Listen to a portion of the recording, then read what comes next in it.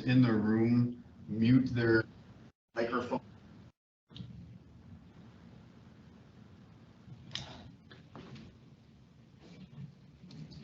So if everyone could mute, that would help us, that would prevent the feedback issue which got this kicked off. So with that. All right, thank you.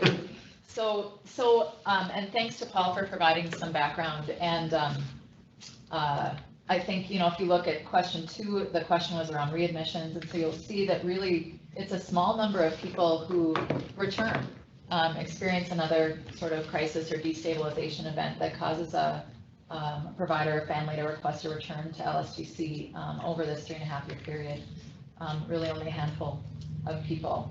Question 3 asked about distribution of admissions. And again, not only in the last 3.5 years, but really as we've looked back over the last 10 to 15, we would see admissions about where we would expect in terms of not only population distribution in the state, but I would say distribution of DD providers, of facilities where people are living. I think it's true, and correct me if I'm wrong, the majority of admissions still do come from providers where someone is living with a provider. A handful come from a family setting, but it's more rare. So again, you'd sort of expect that you would see someone moving to LSTC from another provider, and there's a distribution across the state, but it's heavier in higher population areas. So it's about what one would expect when you look at the distribution of facilities and population. And then question 4 was on admissions reasons. We did talk about this a little bit last time. And again, I think not only the trends of the last 3 years or so, which was again our focus just for the data request for this particular memo, but looking beyond that, it has been this trend towards probably 2 things. The complexity of need. So, and I don't know that we would argue that that's a new thing, but I think it's something that we're all very conscious of, is that people have multiple things going on that they need some help with, need some support with, and so it's figuring out how to make sure systems and services are aligned to that complexity. And then the second is really that trifecta trend, I guess, of harm to self, harm to others, harm to property. And while those may sound like behaviors, they're often symptomatic of so they're the thing you see. And again, I often think of, if you talk with young elementary teachers of young elementary students, they will talk about the behavior that they see in the class. And it is rarely, if ever, a willfully malicious behavior in that classroom. That behavior is a symptom of something else. And so really, that's our assertion here as well, is that you don't have, willfully malicious or violent or harmful people, but you are seeing the symptoms that create ripple effects wherever the person is. And so that's often what causes, it's the catalyst for a change. And I think what all of us are really committed to, and not only all of us at this table, but I hope all of us are committed to having that disruption that comes from that catalytic event being as short as possible, and not thinking about it as a discharge from one place to another or a permanent move from one place to another, but it's really more of a layered support that allows you to return successfully home, wherever home is for you, once you've stabilized and been able to find out, what works for you in the new normal for you, whatever the situation might have been. So we tried to just highlight that in our response to the questions 2, 3, and 4. And then I think on the bottom of page 4, it's 4C, admission reasons with readmission broken out if possible. And so there again, you'll see that we did, and the percentages don't add up to 100 again because people have multiple presenting issues, but it is often that harm to others. Sometimes you hear people talk about it as aggression. It obviously feels like aggression to the person who is on the receiving end of it, but that harm to others is, it's not universal, but 82% of the time, that is something that is reported as one of the reasons for needing extra help, needing a change, needing to think differently, help that person through whatever their triggering event might have been. So that's how we view that number. And then you'll see that there are others that are common in varying degrees. We really are, this is an aside, I guess, but we really are trying to make sure that we have good quality data that we can use to help us garner insight. So always trying to make sure that not only we have systems in place, but that we're asking the right questions, making sure that fields are completed, all of those things that seem like bureaucracy, they seem like extra work. If we don't make sure we collect good data, we can't provide you with insight. So that's something that we're all, I think, real mindful of. I would say Tina probably feels like she spends more of her time than she wants trying to get systems to connect to each other, but we think it's important work, because if we don't do that work, we can't provide information to you or to ourselves or to people living in the state about what we're seeing. I will pause there for a second. I would say those first 4 questions are kind of all related to admissions, admission reasons, readmissions, and see if any commission members have questions that we could answer in more depth.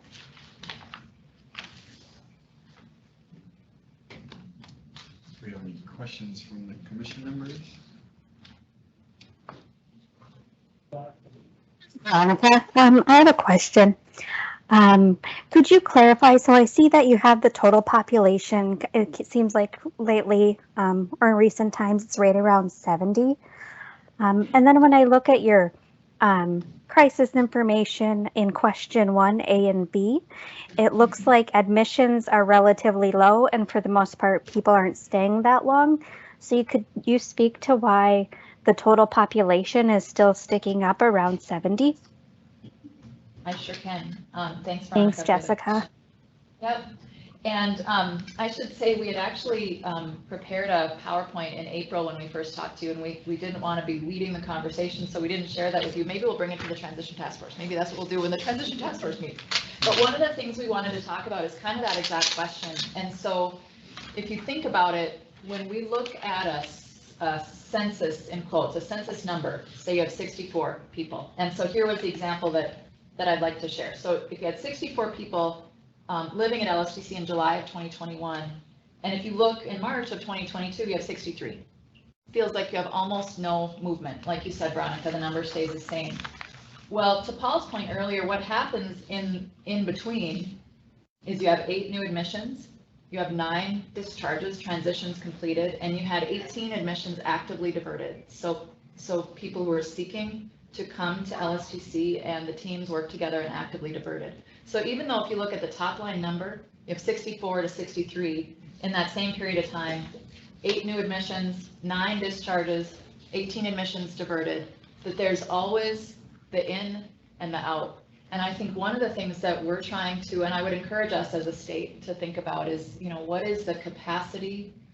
What is the capacity that we want to have available to support people who are experiencing some sort of a catalytic event that is destabilizing where they're living? So can LSTC serve that sort of a short-term system support so people do come in and then they go back home?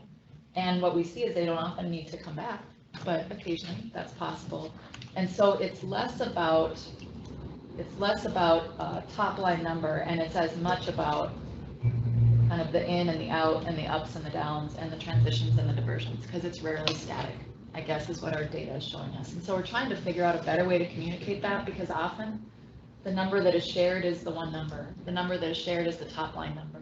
And yet if we have too many elements, it's, I don't know, it feels maybe more complex than people want it to feel sometimes. And so figuring out the best way to communicate what that looks like. Number of people coming in, number of people leaving, number of people who were on the way to coming in but never did.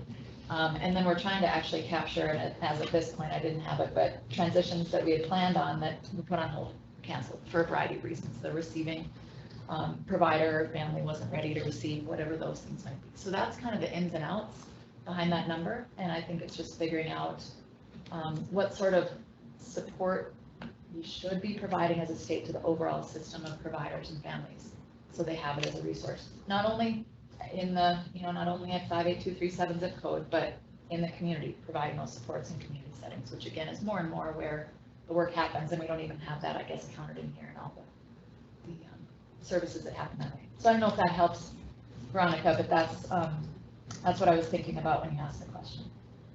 Yeah, that makes sense, Jessica. Thanks for explaining that. I do think it would probably give some of us a more accurate picture if, I mean, it's nice to see that total number of census, but if we could see, you know, transitions out and people coming in, I think it might answer some of the questions folks have about LSTC population.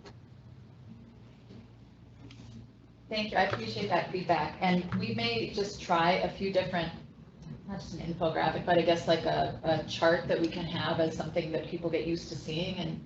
And we'd love your feedback on it to see if it helps or harms the conversation, I guess, in terms of understandability.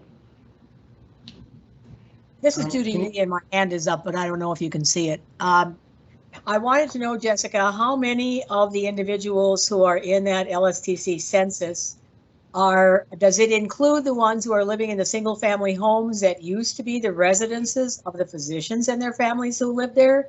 Or does it only include those that might be in the more dormitory-like setting? Because I know very much that both.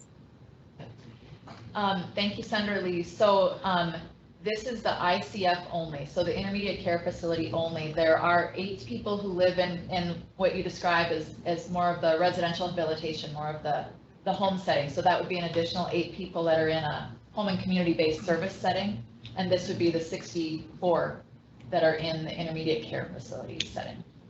I bring that up probably because there might be somebody on the call who doesn't know that there are both there, and that this is, unless it's changed very recently, the only facility in the United States which the feds have recognized as being a residential facility in an institutional setting, so to speak. I'm not using the right phrase, and those of you in the department may have the proper one. But because it's on the campus, these homes are on the campus, but it's in a residential neighborhood. I mean, the city park, I grew up in Grafton. City Park is across the street.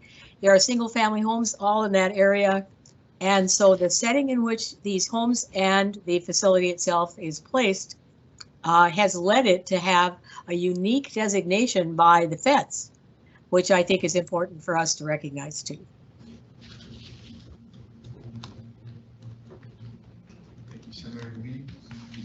Yeah, so you talked about how the total population is kind of hovered around about 70 people. Mm-hmm. What's the population in comparison to like people that are getting home and community-based services in the same amount of time? Has that stayed about stagnant? Has that went up? Or where is that number at? So Tina, I'll maybe let you talk about that just in terms of overall home and community-based population. I have something that's a few months old, but I'll see if I can supplement what Tina knows off the top of her head.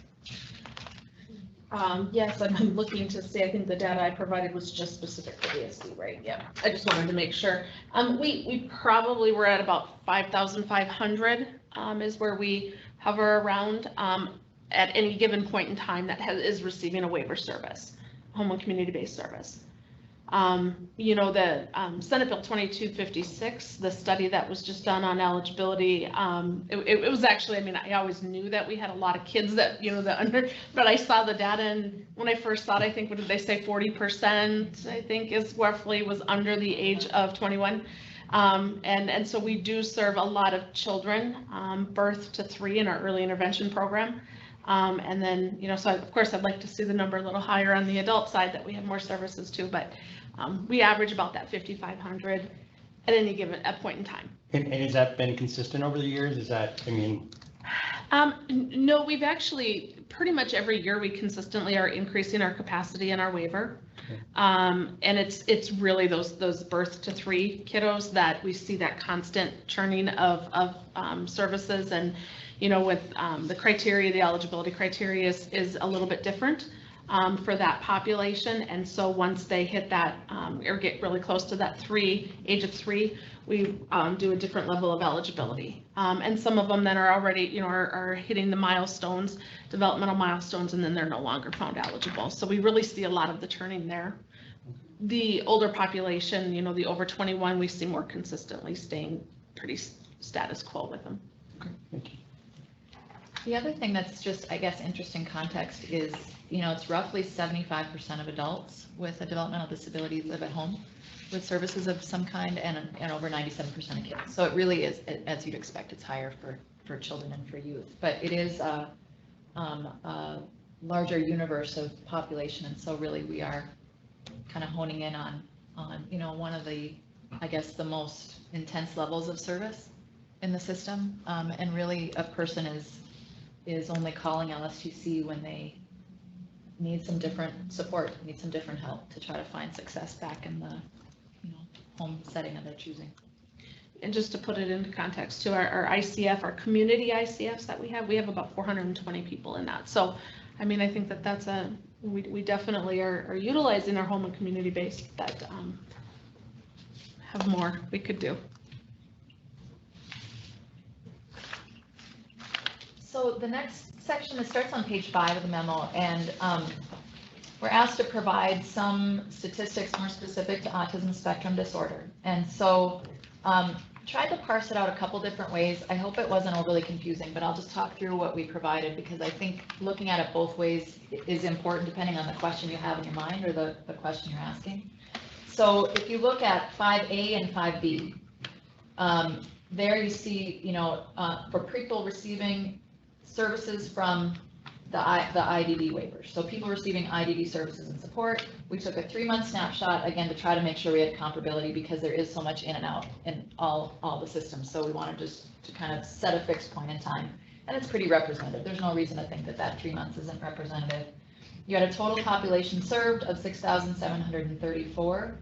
Of that 6,734, 1,229 people had an autism pervasive developmental Asperger diagnosis, which is 18.2% of the overall DD population. And then if you break that down further, of that 1,229 who are under age 22, 727, so 59% of the 1,229 are under age 22, so youth. 22 and older, 39%. So roughly 60% to 40%, if you think about that. If you look at the whole DD population, the percentage of people who have an autism spectrum disorder diagnosis, roughly 60% are under age 22, roughly 40% are over age 22.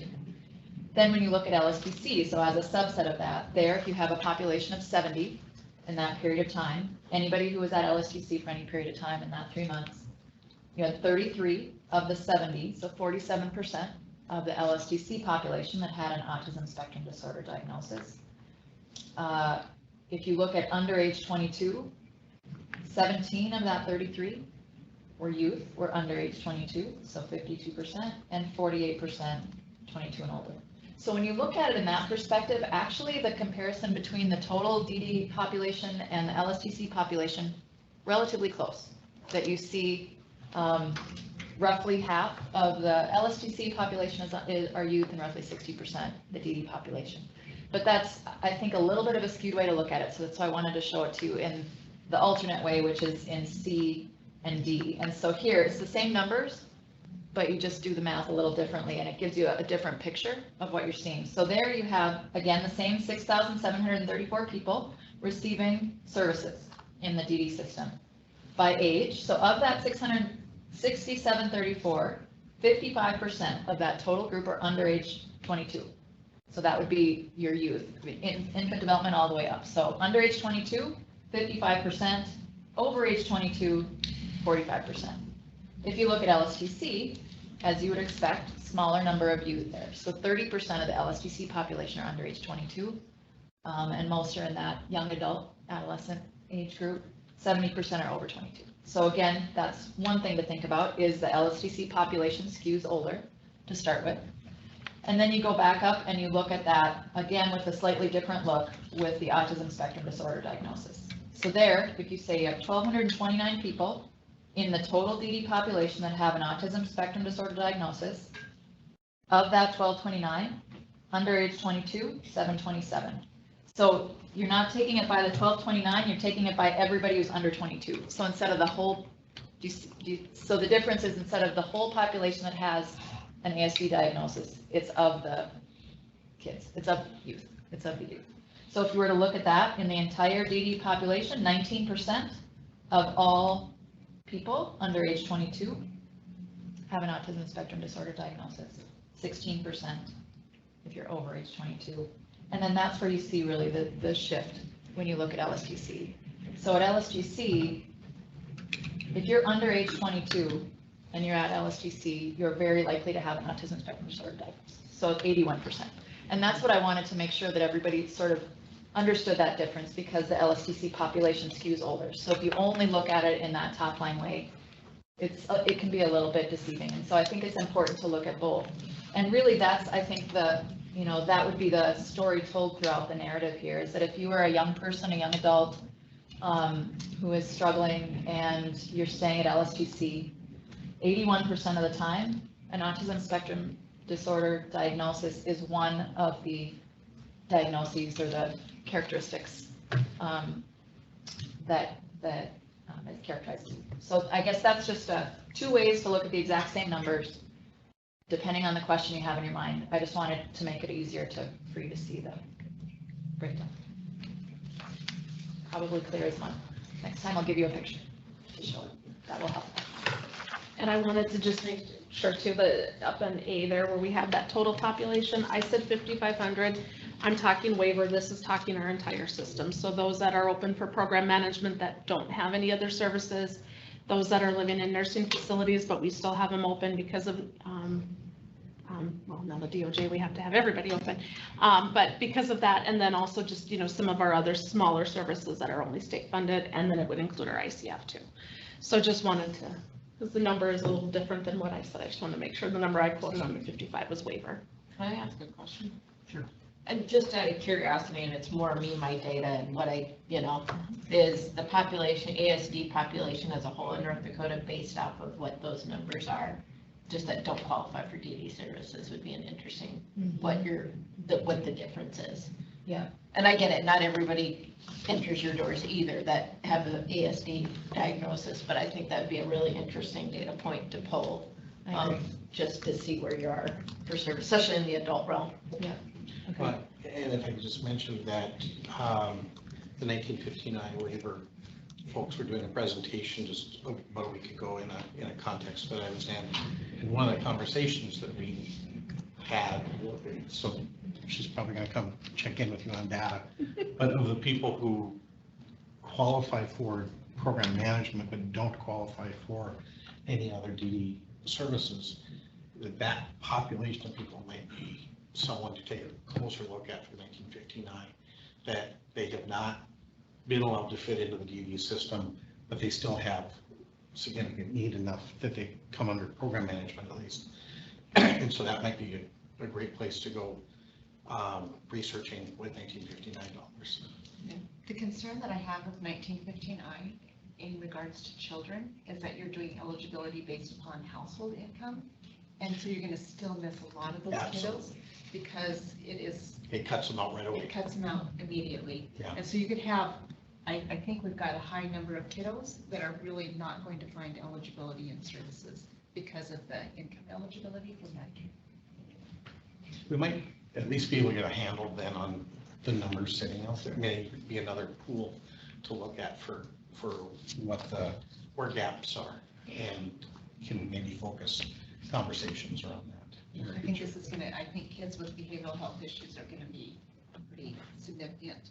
I mean, I think we did pretty well in expanding out to our Medicaid expansion folks in that, so it helped with the adult coverage, but I really am still very, very concerned about our kiddos with the lack of coverage, because they're not going to be qualified under DD services a lot of times, and they're not qualified under 1959 either. And so we're going to have a lot of problems with that. And then with our waivers currently, the way they are with autism, again, we haven't aged all the way up yet, so. And your points are very well taken, and I think you are not alone in calling out that youth is an issue that we have to think differently about, and figure out where we have to connect the dots a little differently. I would say that I would throw in the mix the Family First Prevention Services Act, which, lives within the Children and Family Services world. It's theoretically states reusing foster care dollars in a different way so you can help families while they're still together as opposed to only once they're apart. So very similar idea to all of the things that have been driving the behavioral health reform over the last, almost decade now. It's been going on a long time. That same effort is happening in Children and Family Services, as is happening in home and community-based, as is, we hope, happening in Medicaid. And so it is to figure out where are we still missing the boat, and it is the connecting the dots that we're going to keep trying to do a better job of. But having having good enough data to get to that granular level of insight is still tricky. And And so we push. anecdotally, we would also say some of those transition age youth, a lot of times are coming out of the foster care system when they're coming out of treatment and the home isn't, you know, something that they can go back to. We're finding that in our, anecdotally anyway, there are quite a few youth that we've been involved with that have gone from transitioning from social services over to LSTC because no home was, they still have those needs, but they were coming from treatment and out of state or out of home treatment, and home wasn't available, so they were going into LSTC. Any other questions from commission members?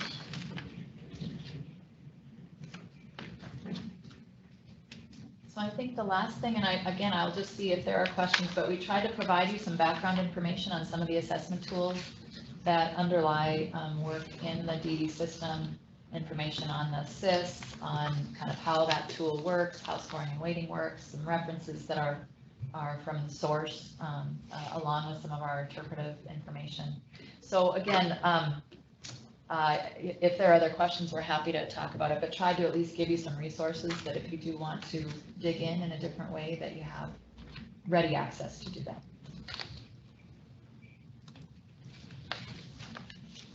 So my questions, I guess, on the CIS, where I know that there were some weights with behavioral issues or, you know, the mental health issues. And so do we know if people are getting enough hours just as a thing for services to actually maintain them in their community, or was that not necessarily the problem? Were there enough hours? I mean, I know that you don't have an empty bank that you can just, you know, keep on hauling things from, but was that ever an issue where there just weren't enough hours for somebody? So there are sections, you're correct, of the SIS, and then there's sections of A, B, D, E, and E. They're home, community, I can't think of all of them, but then there's a medical and a behavioral. And when we did the development of the tool and how we wanted to allocate, we heavily weighted the medical and behavioral sections. So they are significantly higher than the others.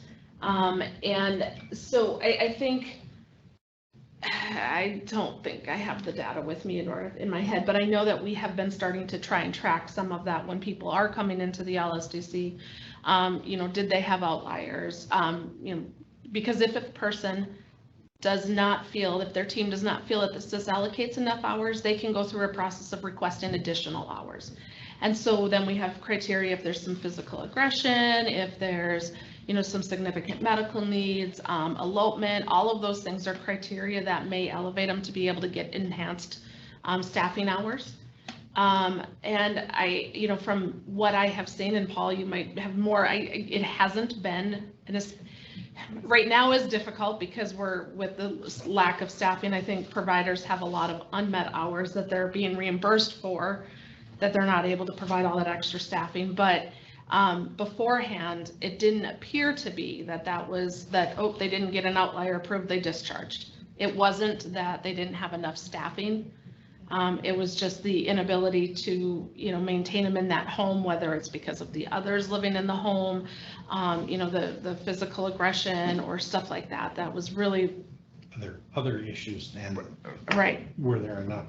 And just speaking from it in the last, since about 2005, 2007, my job has morphed into about 70% of my time is dealing with statewide issues.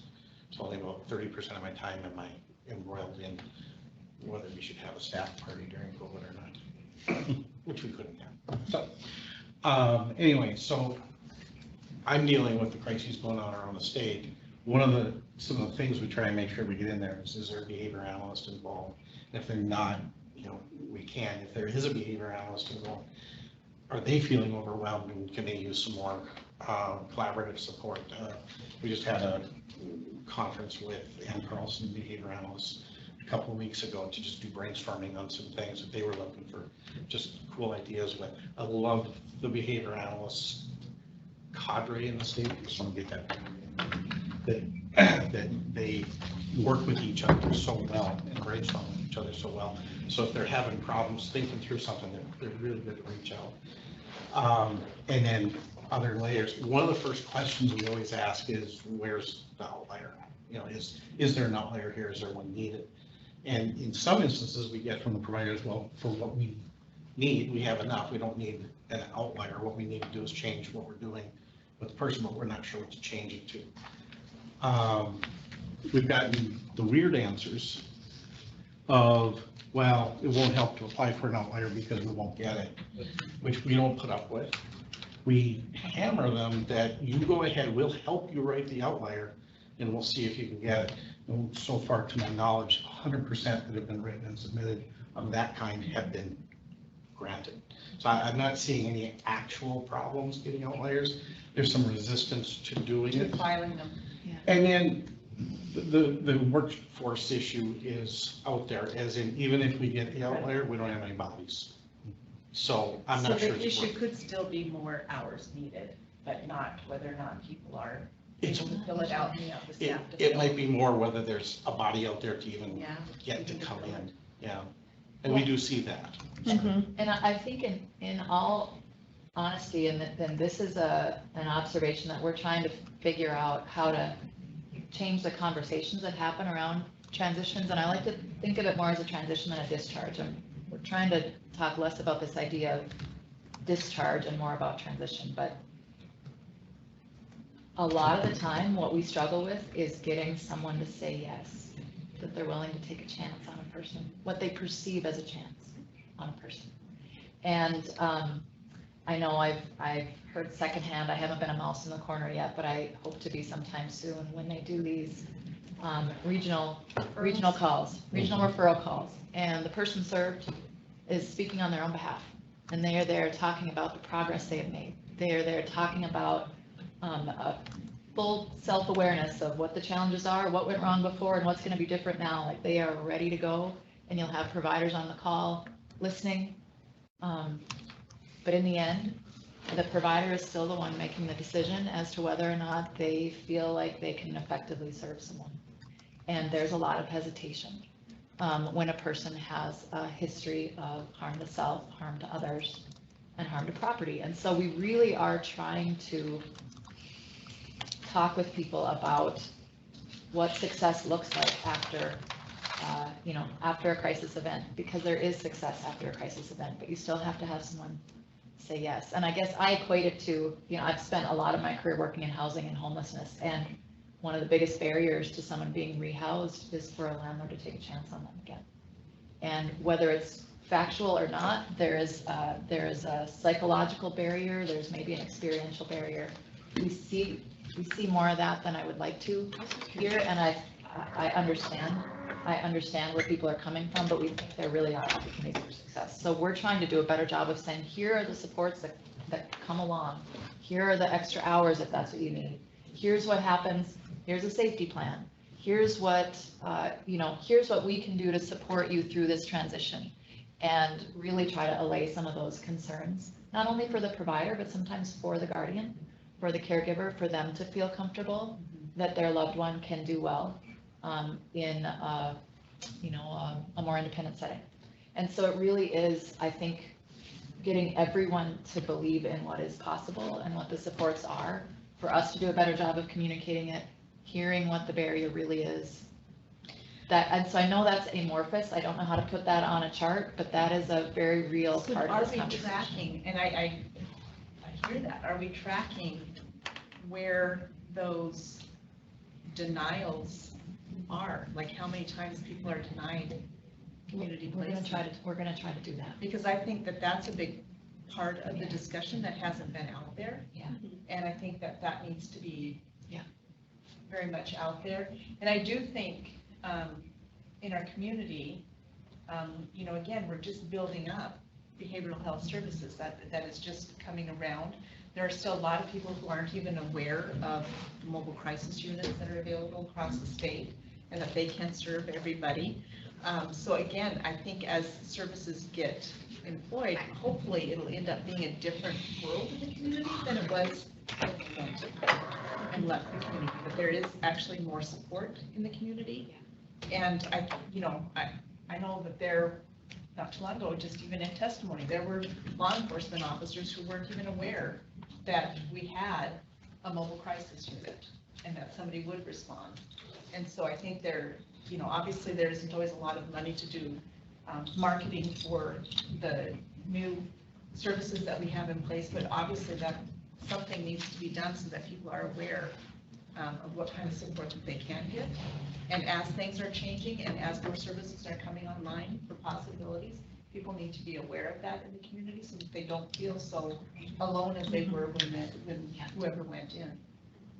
Well, and I think, being on the transition task force committee for as long as I have too, I mean, that has been a discussion that we've talked about with providers of, I mean, so often we hear it's not just about the money that what we're paying them, it's that community resources and to feel like they have support if that person does escalate into a crisis again, being able to quickly get support and not have to go through, wait and times and stuff like that. And so, I mean, I think that it's a good point that we have to make sure that from a department perspective, all of that stuff that we're getting, that all of our providers are aware of the support that's out there. And I've had family members who have left being direct service providers because of the crisis things that they were getting beat up, and there wasn't any response for them. Yeah. And they were just told, go to your car or go to a place and kind of see if you can get out or check on them once in a while. And nobody came in to relieve them or see what was going on or see if they were okay.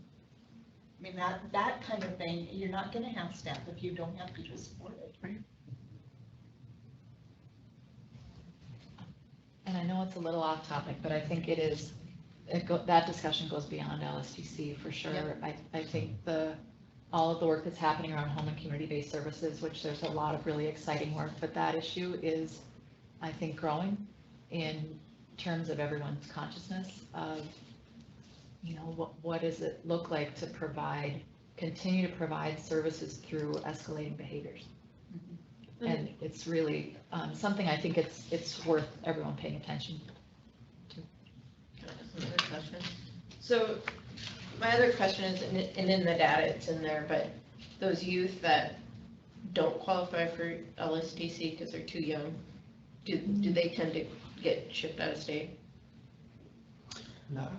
From the Or LSD do they- data, Or do they go to Ann Carlson? No. I forgot about it. Where do they go? it's hard to get So in you there, mean Carlson. like Yeah.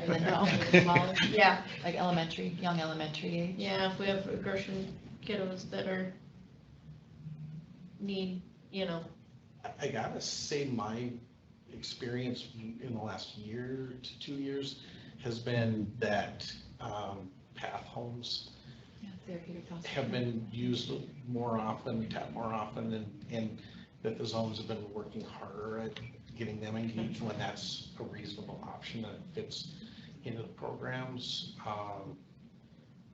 We have a philosophy that we try to leave no one unsupported.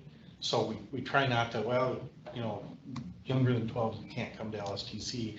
We stay in the battle and try and figure out what's going on. Our behavior analysts were not really intended to work with kids, and then we suddenly discovered that if we don't, they come into LSTC. So I've got behavior analysts working with 3-year-olds in daycares and places like that across the state, and we didn't know that they were there. I mean, we didn't know that our folks were going to get tapped for that. But And we have the inclusion grants and childcares through the early childhood division. I think within CFS, they're really trying to make sure that therapeutic foster care is used rarely for children under age 7. That's probably not an appropriate thing either. And so there really do need to be just a whole different suite of services around a more sort of a family-like environment when a child is that age. And that really is the push across the whole system. But like Paul said, it's rarely an easy fix.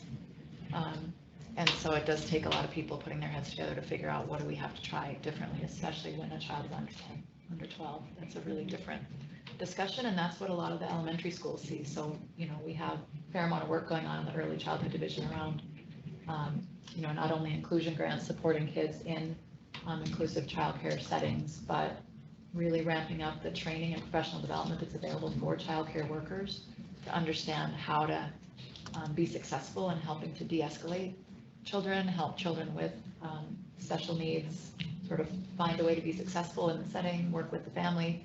That's a whole another element. Senator Lee, you have a hand raised. Yes, because I don't recall if I shared with this group before, but really a quick little, very positive story.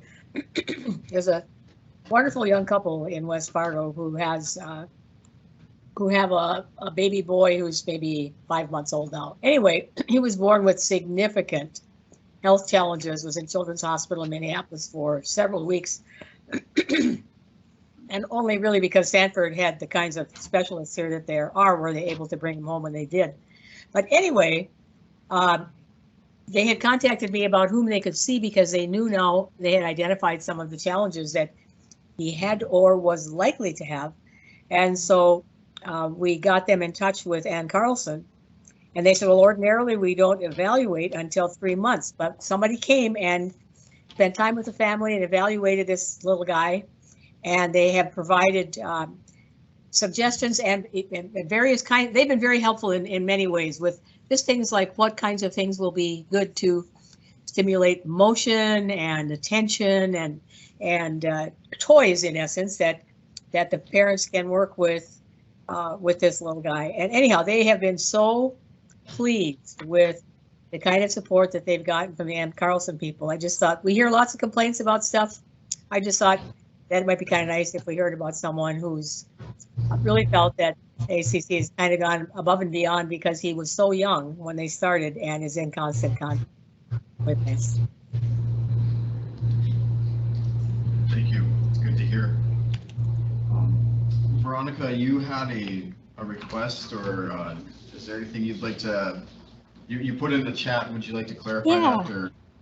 I just think that Tina really hit the nail on the head when she was talking about outliers.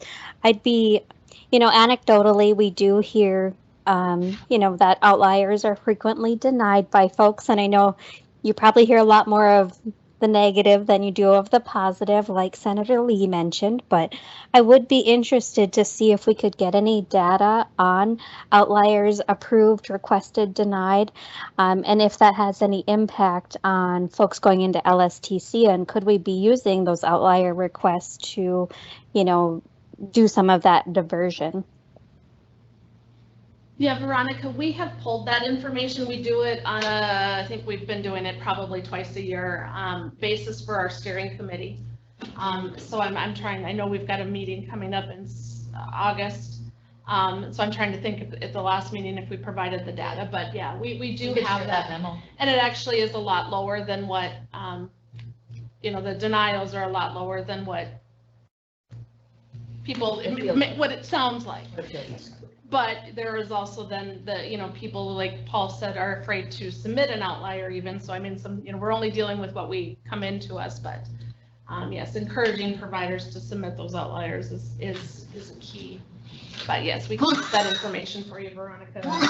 Presented last time. That's already prepared, so we could get that to you quickly. Thank you so much. And just from thinking in terms of LSTC, the biggest complaint that we are getting statewide is that we are impossible to get into. It's a reputation I guess I'm happy to hold on to. So it is difficult to get somebody in because we work so hard at pounding out every alternative option that we can think of. And the outliers are always an option. If having an outlier would make a difference for somebody, they get them. So, I mean, on that, in terms of preventing admission to LSTC, if it was the outlier that was doing it, there's been no issue whatsoever in getting those. Other issues of the failure of the system are involved in why someone actually comes through our doors, but it has not been either the SIS level of service or the outlier itself, because we've got solutions for the people that we see being referred to us. And another thing that we've done with our outlier policy too is when someone is transitioning out of an institutional setting, for that first year, the criteria is different, and you don't have to show so much of the data that they have that imminent risk. And so we've made it easier for providers to get that enhanced staffing that first year of someone coming out of the institution. Paul, has helping people with their outlier requests helped providers feel more confident in requesting them or filling them out? You know, a few years ago, they would actually take us up on the offer to assist. And so I got my hands very deep into writing outliers for a little while. And now it's kind of the point where they're I hate to say it this way, but they're sort of using it to bluff at us. And so we bluff back to, we'll help you with this. Then they go back and they write it. And if it was the outlier that was the issue, those get approved. In some of the instances, somebody is using the argument that we need an outlier and can't get it, and that's not actually what the issue is. The rest of the issue is very complicated and just not outlier related. So what I relish in making sure people know is that getting the outlier completed, getting it approved is not at all the issue when it comes right down to each individual person admitted to LSTC. We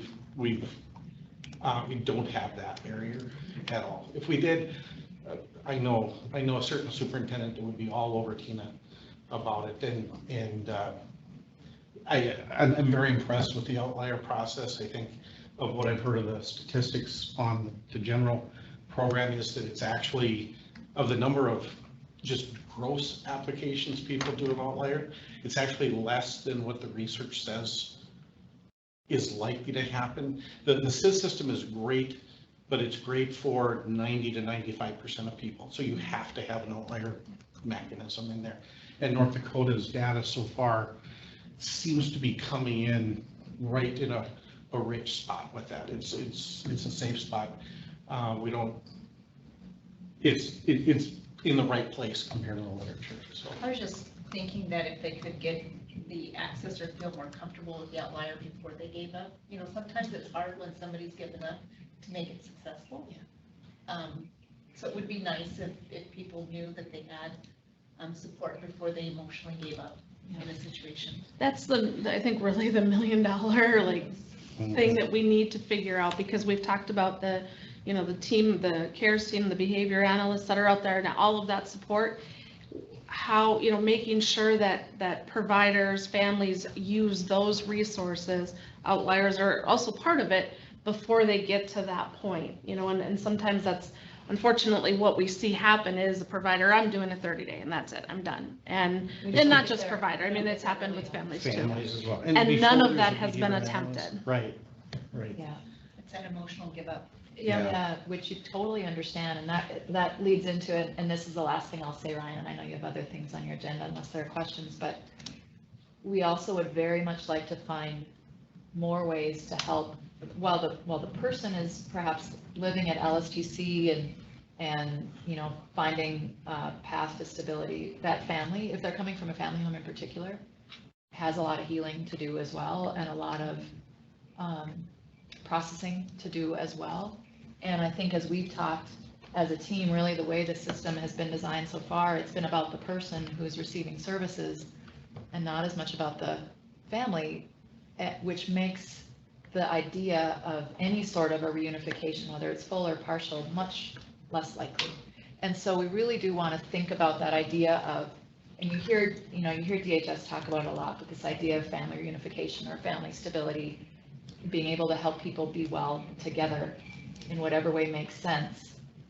We have to do that same thing here, and to help people figure out what might work, what might be possible, not presuming that any two cases are the same, not presuming that a family is, should have or could have or would have, but really figuring out what would it look like to have that connection be maintained for the person and for the family, and not just stepping away from that. We don't know exactly what that looks like yet. It just might be more partnership, but I think the first thing is we just want to talk about it more. We want to talk about that as something that I think is often missed in the way the system is set up right now. It's just not how it was set up. It was set up to discharge. And I think there's some services too in the 1915I that if we can, really start to model off of and even use, for peer support. I'm trying to think of the other ones that I know I just talked to Krista about too, that it might be a really big benefit. But again, how many people know that it's there, and making sure that everybody's aware, and especially our case managers. They can't, be the end all be all, but we have other things too that support them, other people that support them, to make sure that when they're talking about crisis, have we tried this? Have we looked at this? Is the family aware of this? I mean, I think there's some things in the 1959 that might be.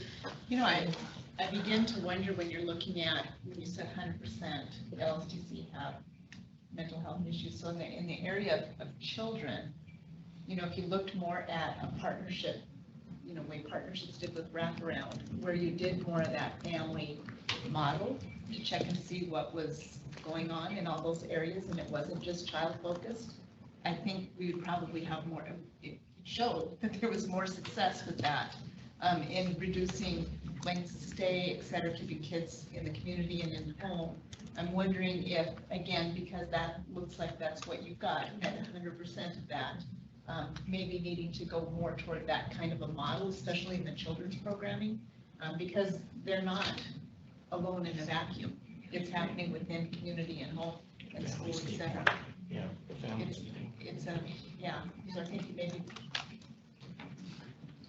Senator Lee? I just pulled up a message I got within the last 10 days or so from a parent, and it's a family that I've known for some time. They have a child who's an older child now with on the autism spectrum, but who has been at LSTC for a few months. And I'm going to just paraphrase a couple of sentences. She says he's doing much better than he was before he was admitted, primarily because of the medication management by Dr. Hill, LSTC psychiatrist. This youngster is on a new medication that is controlling most of his aggression and is in the process of being weaned off some of the meds he had been taking for a long time that were no longer effective. And so I think we sometimes forget about the good things that are going on. I've heard many good things about this gentleman who's a psychiatrist there. She said they've learned some things about themselves, and they've learned some things about their son. They found that he's more resilient than they might have given him credit for when he was at home. And they've also learned that in many ways, they are not the best only primary caregivers, that there needs to be an involvement of other people in his care and nurturing as well. And so I think what it shows is, yes, we want everything to be the best, but there are some people who are very satisfied with the kinds of care because of the expertise that is in place with the staff at LSTC. And so it's maybe a noble goal to say nobody's going to be there, but I don't know what decade there are going to be enough staff people to hire to be able to accomplish that ever. And for some of these individuals who have high behavioral aggressions or are sexually aggressive, it's really going to be terribly challenging for them to ever be in a setting with in the community because of the way they might treat other people that are either caring for them or are residents in an apartment or whatever. So, I think we need to be cognizant of that as well. So I'm grateful that there are good things happening there. I think you're all trying to do what is right here. And thank you so much, Tina and Dr. Costo and Jessica, for sharing some of this information today.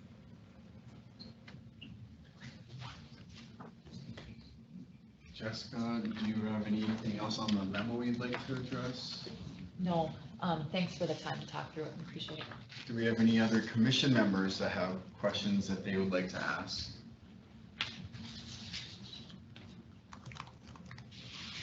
Hearing none. How about members of the public? We've got a little bit of time here before our next agenda item.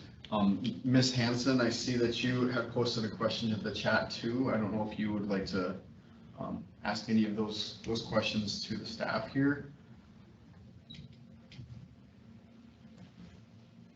Oh, I was just hoping for a read and answer. Early on, I just wanted to add the comments with the 1959 discussion, and it's frequently kind of overlooked and said that the 1959 can possibly fill some gaps in specific behavioral health oriented services that those who may be ASD, voucher, or IDDD waiver eligible. But because of that 150 cap on the household income, even though they're waivered, for the waivered services, they're not then eligible for the 1959 services. So it really eliminates a large number that could benefit with those gap filling efforts. My other questions were kind of stemming off of Kirsten a little bit, and more specifically was curious in the breakdown of those numbers of the 12 to 21 or 12 to 22 that are at LSTC and the history of or prior services that they may have been eligible for or denied. Everything from early intervention to Part B, special education, 504s, anything of that nature, what services they may or may not have received, and then what they were receiving at the time of admission. To kind of look at, maybe give us a better idea of where those deficits are, if there's not tracking, if there could be tracking of things like that. And then somebody had talked on the deferred placements for the under 12. I heard the path homes and things like that, but is there any data that's collected on how frequently they're in an inpatient psych bed or how frequently they're in an outpatient psych bed? How frequently they're placed in out-of-home placements of any sort, and then of course that in-state or out-of-state piece. And then if we know that they're being placed elsewhere and the community setting is not meeting their needs, whether it's the under 22 or they're over 22, what kind of tracking is being done so that we can incorporate that into the duplication of that service that is meeting their needs so that we can keep these kids and adults closer to home? So I can start. First, I can tell you have a good mind for data, so great questions. And I will take back that, so we've tried to do this. I would say the conversations that happen include a lot of the content that you ask about, the kind of the journey that a young person follows. For us to be able to extrapolate or to extract that in a way that is data reportable, we're still trying to figure out a good way to do that, but I take that as a really good reminder.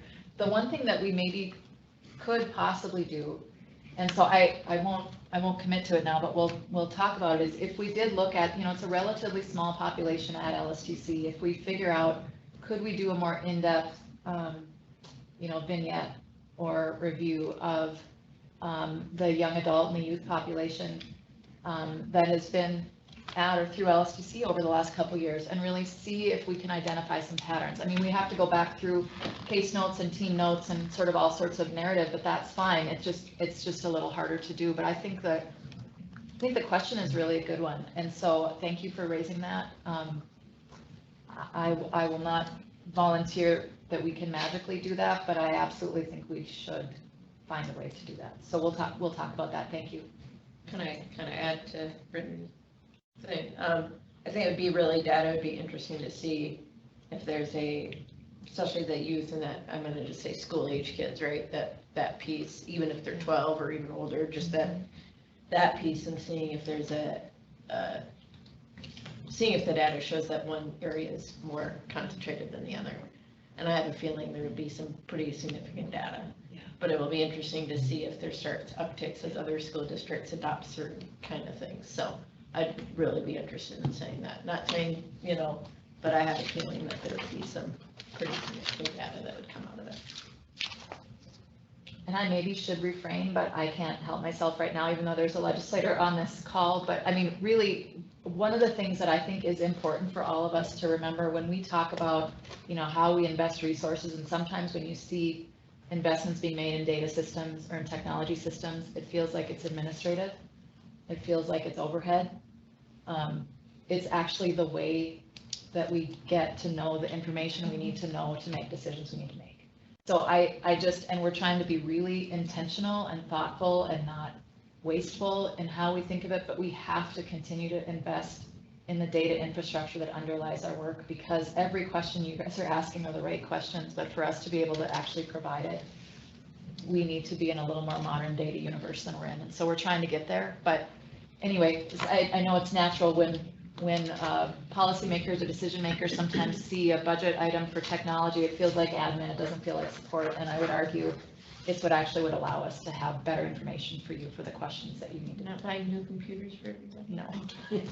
So one of the things in just in that question about like schools and things like that, that we're finding too, is like if you look at it holistically, you know, like juvenile justice, child welfare, education and mental health, and kind of see also, you know, we did some research recently too, where we saw the numbers of kids being served in the mental health world declining, and then our number of juvenile justice at the same time increased. So even though maybe you've got an increase in need at the school level regarding mental health, were there other systems to help with that? Or was it because there wasn't enough in another area? I mean, you can kind of see that correlation between things. If we don't have a whole system approach in looking at things, it often looks like, well, the schools aren't doing what they need to. Well, in fact, the schools didn't have enough, there weren't enough mental health folks, you know, to help carry that load at the schools. Because the schools have kids, you know, so they're the one universal thing. But anyway, so really taking a look at, when you're looking at those needs, it really has to be a whole system of what was there, what wasn't there, you know, because they're obviously, they're there because there were some missing parts. I mean, bottom line.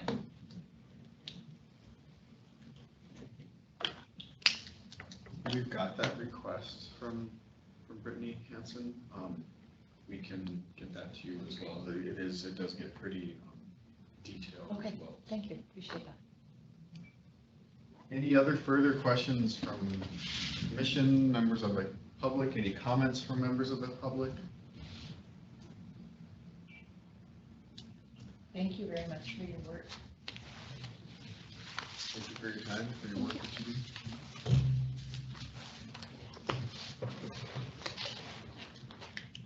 So we're a little bit ahead of schedule. Would the commission be opposed to taking a brief break, reconvening at about 2:30, 2:35, and then maybe we could jump ahead in the schedule and come back to 3 o'clock? Yeah, and the 3 o'clock, Monica, Heather are actually here, Okay. but they are also on a all teams behavioral health meeting till 3 o'clock. So we can start at 3 on the dot, but if we want to skip forward to some other items, that probably suit Okay. them better. Well, if, yeah, maybe we could still do a 5-minute break and then we could come back and we could just go right into Monica's presentation on Heather's presentation on 1959. So we'll reconvene in about 5 minutes.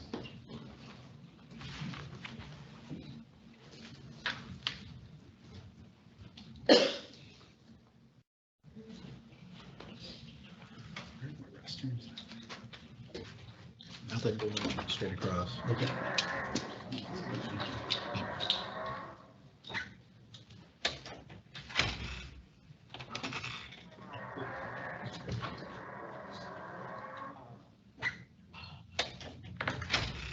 Kirsten, so taxi's really struggling for drivers too, That's what I heard. and transit is too. It's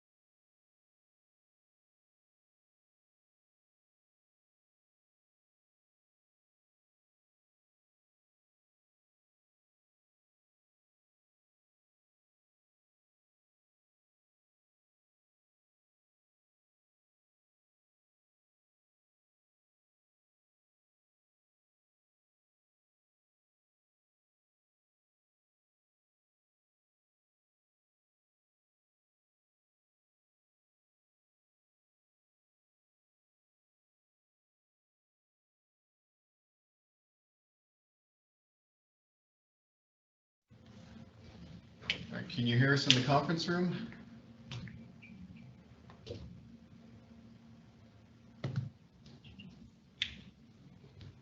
The senator has left for a moment, wondering if we might pause until she's Okay. able to get back.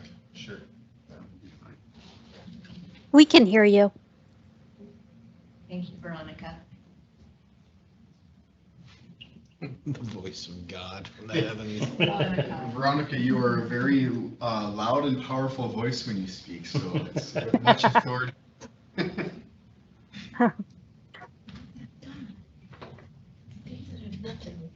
What we're looking at doing, to kind of shuffle the agenda, if there's no objection,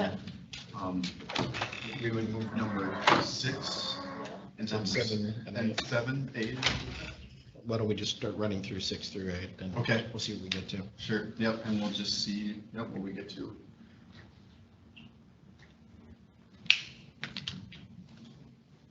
we want to wait for this on here? Well, the strategic planning piece is a review of our efforts, and I will admit that I should have been pushing to get that scheduled up and done. Scott and Wally and I have, and Veronica have met a few times, and right now we have language for a set of annual goals and needs to be wordsmithed, finalized, and pushed out to everybody for approval. And I think we need possibly one more meeting for that.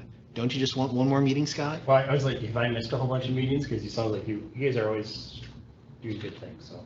Yes, I'll do another meeting. I'll try really hard not to miss it. I think you guys did everyone on vacation. Believe it or not, people go on vacation in the summer. I feel like it's almost impossible to get a full meeting of anything during the summer. Yeah. And I will be hounding you for that, so. I appreciate that. And I apologize for how much hounding I need, but I can't promise I'm going to change because I want to be honest with you. I appreciate that. So Pretty trip hazards here, I'm sorry.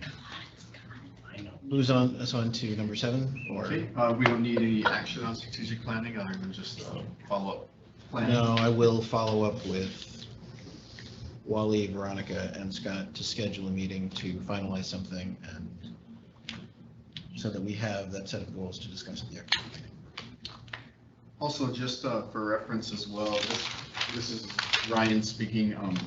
There was a request from Senator Lee that we identify when we're speaking, who is speaking, because it's hard to tell online. So just try and honor that request. And with that, I'll hand it back over to Dan, and we can go to number 7 on the agenda.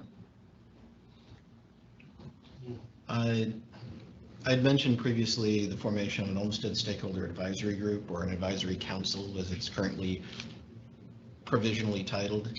I've circulated to everybody an email with the sort of memo about how I see this being formed. It is predominantly a group of people with lived experience, but also I think we do need to involve the expertise of some providers and human service personnel or other state employees that are germane to service provisions, as well as, I mean, if possible, members of the legislature and other policymakers, but have it 50% at least persons with lived experience to provide an outside perspective on the Olmstead Committee, something that could meet a little bit more often, chime in on issues that might be the subject of an individual inquiry. How did they view the discussion at the last meeting, or their follow-up items that they'd like to contribute?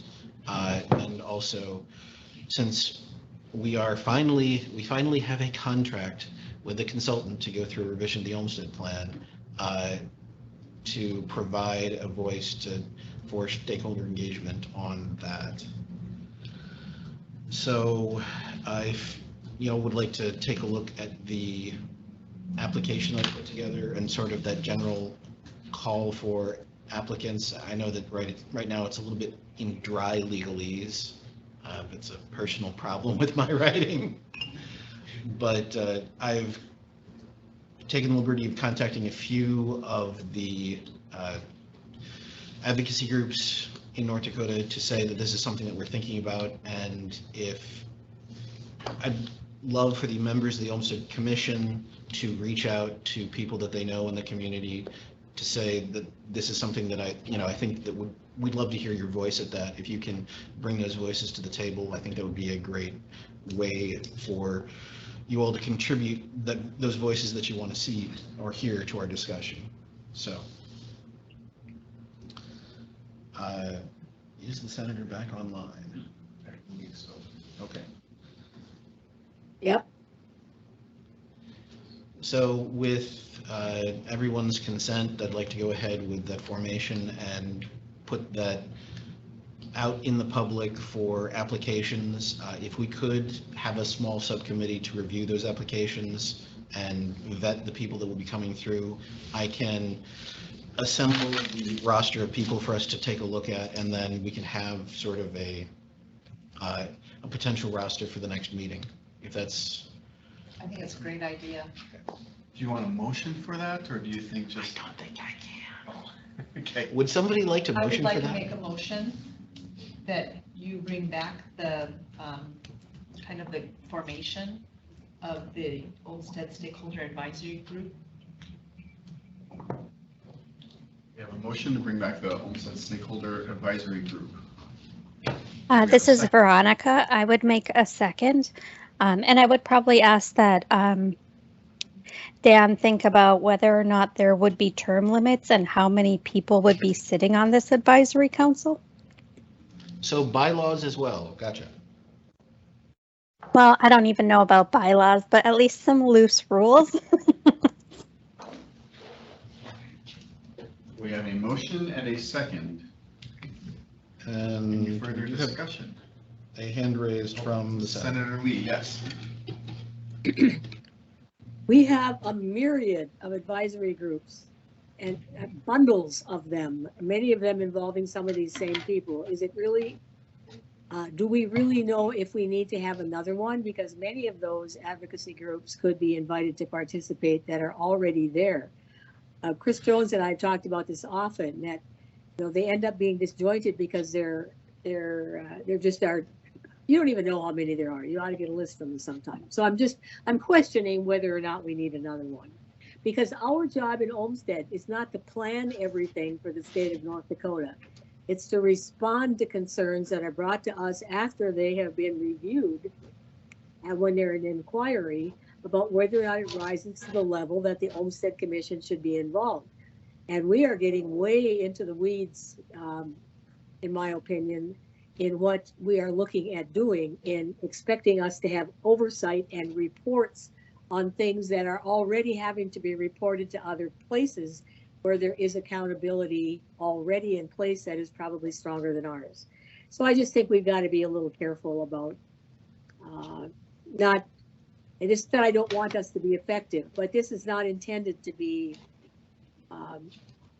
an extensive oversight of every program that is being made available. Not program isn't even the right word. Every benefit that is made available to every individual in the state, but rather encouraging those places those groups that are already in place to work together to make something happen productively. So I'm not enchanted with another stakeholder group. That's all.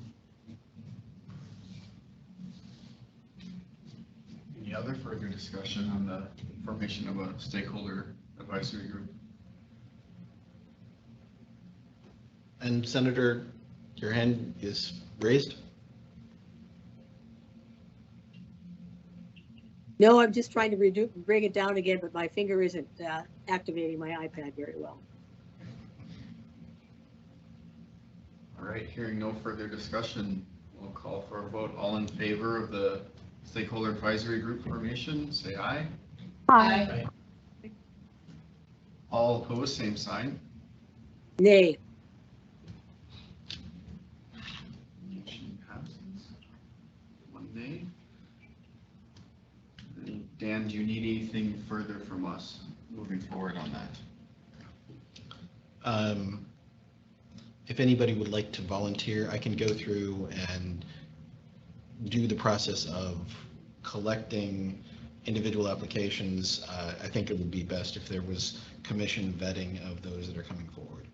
And as Veronica said, some discussion of term limits and rules, and that is best left to commission members. Or at least I can come up with some suggestions and then there can be feedback from the commission. Okay.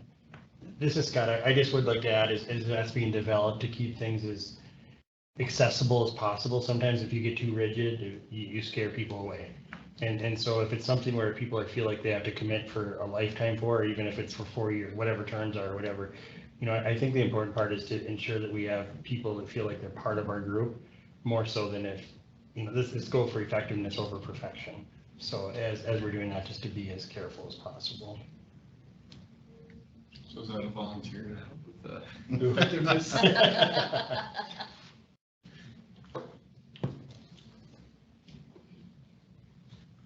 Otherwise, if people just want to reach out to Dan, would that work? That would be fine. And maybe that feeds into naturally a discussion. I understand the senator's concern about things reaching to us on the level of individual inquiries. So I am trying to, as part of our awareness efforts, speak to some of the advocacy groups that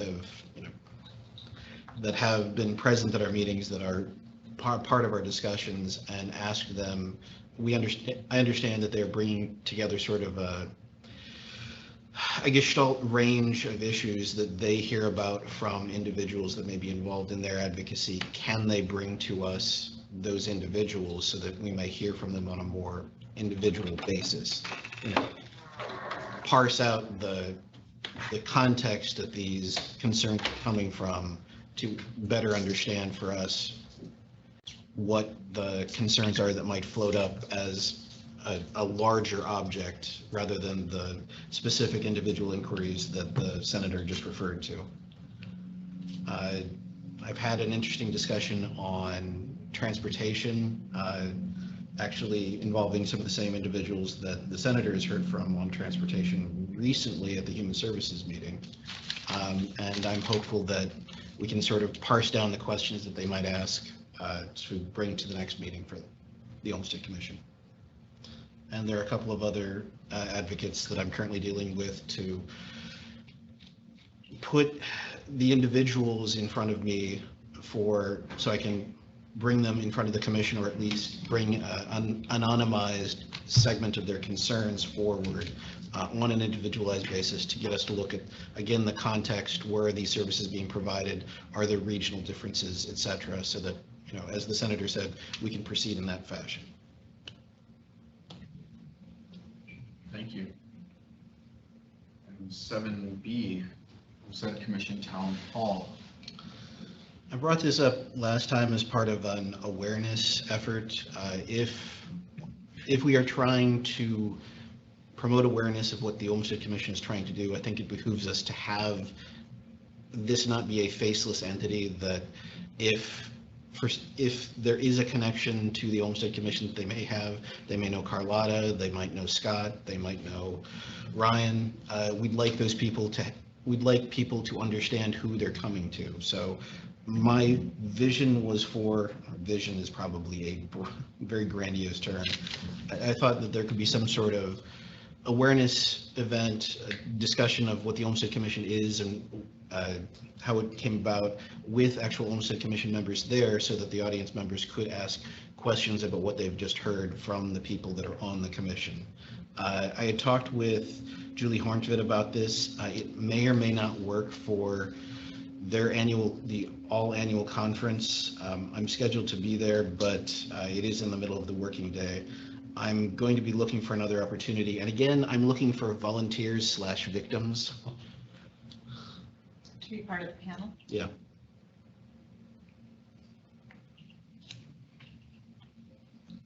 This is Veronica. I would like to see maybe Wally as a chairperson for our group be a participant. He's been really involved in the commission for quite a while now. I think he would be a good representative if he's willing. So if you aren't here, you get volunteered. Let that be a lesson. We don't have to have him do it, but I mean, I think it would be appropriate as a chairperson.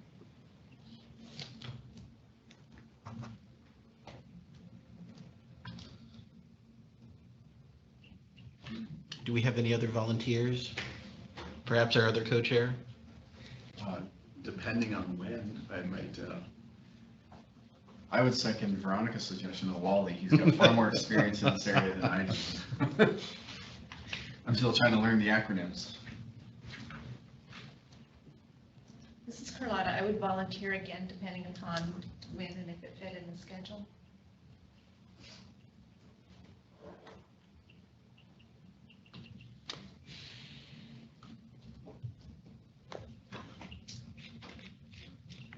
Do you need anything further in that one?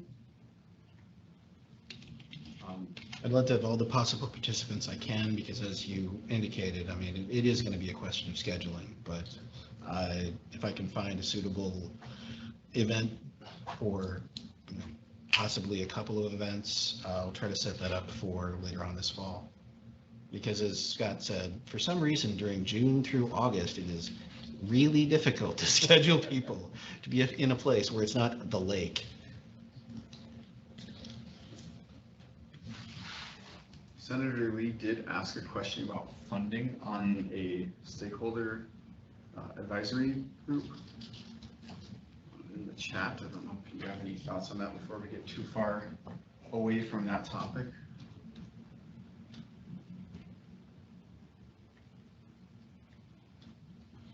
That is a good question, and I can possibly see if we can look for some grant funding.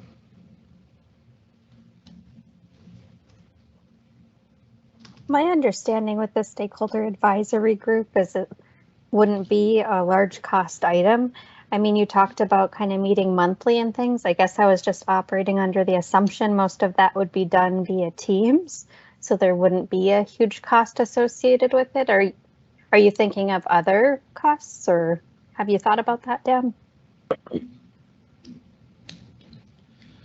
The one cost that I had thought of is that we had, on occasion before this, if someone like the senator or Representative Mitskog or Sean was driving in for an in-person meeting, we had offered to do a per diem so that it would not be an imposition for people to participate in something like that. My anticipation would be that most of this would be handled virtually. So yes, that would be a cost limitation, but the senator does bring up a very good point that if there is going to be money spent, there does need to be, it needs to come from somewhere.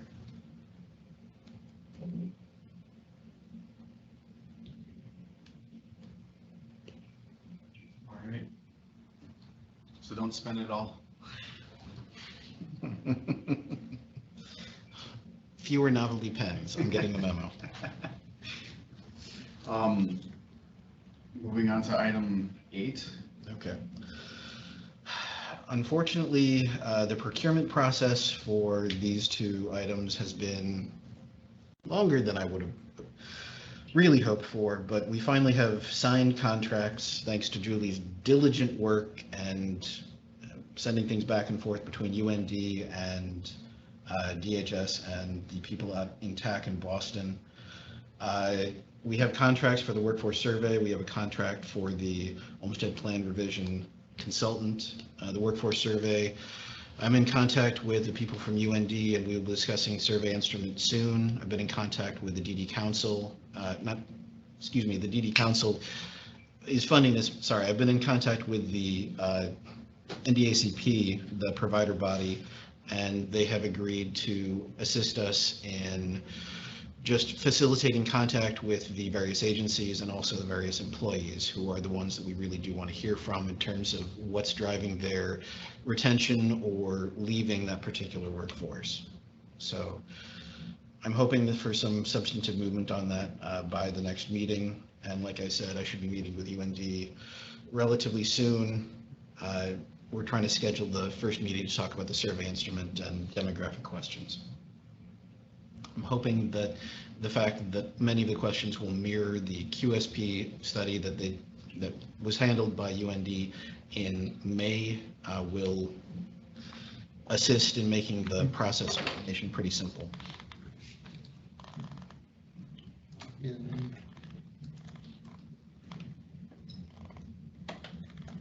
other action needed from us on those, or are we? No, that's pretty much just keeping everybody on board. And since it is 2:56, I can step literally next door and see whether Heather and Monica Okay. are prepared. Dan will step next door and see if Heather and Monica are ready to go. Oh, we're ready? It sounds like they are ready.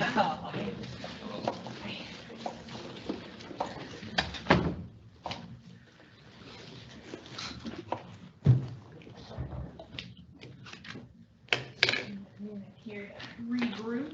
No problem.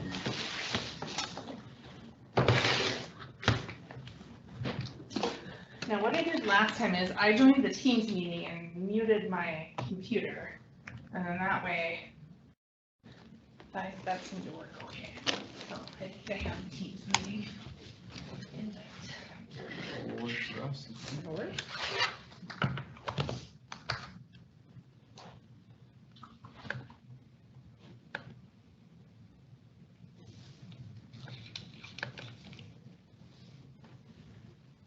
Shoot, I don't think I have it.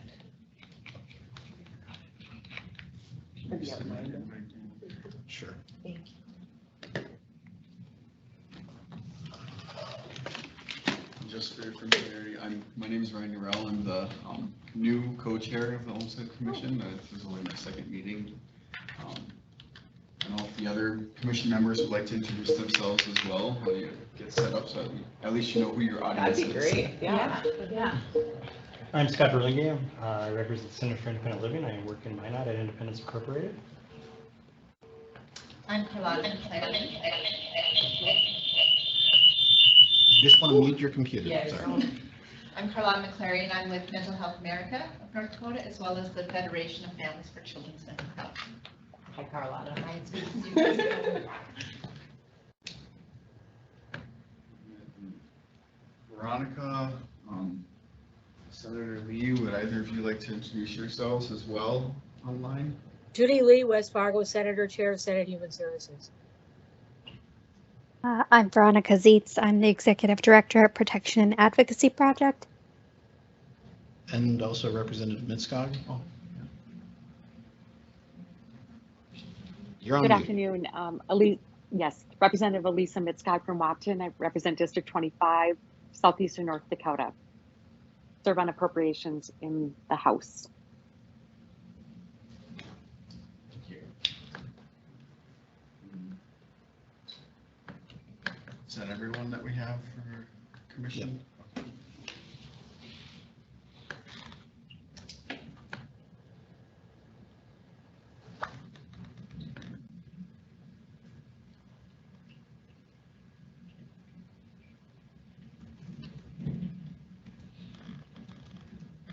Trevor, right? Trevor Van Okay. I recognize your voice last time I was in a meeting with you here, so.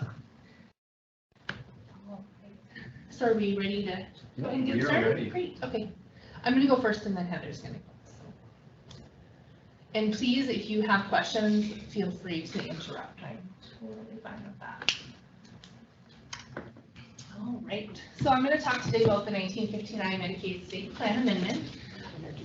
Oh, yeah, sorry. I'm Monica Haugen. I'm with the Behavioral Health Division. I'm the 1959 Program Administrator. One of two, the other one is in the Medical Services Division. So she works more with the state plan amendment itself, the policy and procedure, kind of those more Medicaid type things. And I'm kind of more of the education, stakeholder engagement type of a role. So that's why I'm here today. So I just want to touch briefly, y'all are probably aware, but just a quick refresher on the 1959 eligibility requirements. Ages 0 and up, so some services are more for youth and families, some are more for adults. The individual needs to be enrolled in Medicaid or Medicaid expansion and have a household income at or below 150% of the federal poverty level. Also, the individual has to have a qualifying substance use, mental health, or brain injury diagnosis, and a HUDAS score of 25 or above. And then the last requirement is that the individual lives in a setting that's compliant with the federal home and community-based settings rule, which essentially means not an institutional residence. Anything that's not an ICF IDD group home, a hospital, a nursing facility, those types of arrangements. So as far as the services that are offered under 1959, I just wanted to give a quick refresher of those two. So care coordination is required for everyone in 1959 because that is the person who helps connect the individual with those other 1959 services that they may need or want. So those other services include peer support, family peer support, respite, training and support for unpaid caregivers, non-medical transportation, housing support, supported ed, pre-vocational training, supported employment, and benefits planning. And then I have kind of off to the side that community transition service, because that's the one service that's actually available for folks who don't quite meet all of the eligibility requirements. It would be for individuals who are living in an institutional setting right now, hoping to transition with a discharge plan in place. And those funds are available to help them make that transition. And then the idea is once they've made that transition into a home and community-based setting, that we would be able to fully enroll them for 1959 and wrap those other services around them to help them stay safe and maintain their living situation in the community.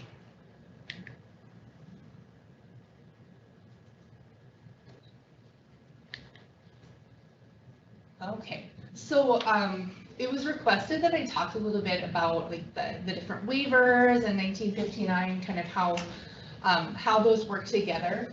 I think it's really important to remember that 1959 is essentially a gap filler. It was designed to fill the gaps that were existing in the mental health or in the behavioral health service delivery system.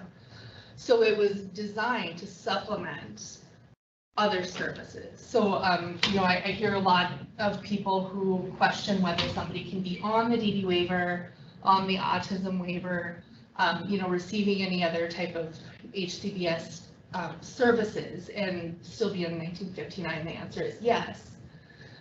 What's important with that kind of arrangement is that we don't request services through 1959 for that person, but they are eligible to receive through the waivers that they're on. So I watched the Human Services Committee, or was it the Acute Psychiatric, where they talked about the Alvarez and Marcel report, the DD and autism waiver kind of focused report that just came out. And really my key takeaways from that were that folks who are in need of these services need navigation support, connecting and networking, and goods and services. You know, that was kind of just an overarching theme throughout the presentation of the report. So I kind of wanted to show how that, how 1959 can fit in. I know they talked about a redesign of the system. That's not something that's going to happen anytime in the very near future. You know, not that it probably won't eventually, but you know, 1959 can really supplement the services those folks are receiving on the autism waiver and the DD waiver. So just kind of laid out some comparisons and contrasts between the waiver and the 1959 for the autism waiver. Autism waiver is birth through 15. The 1959 is birth up. So, you know, when you're looking at anybody who's over 15, 1959 is a great way to transition folks off, you know, off the services they're getting through the waiver and on to 1959 services. For the autism waiver, the household income needs to be at or below 200% of the federal poverty level. With 1959, it is 150. So that is a little bit more stringent of a requirement.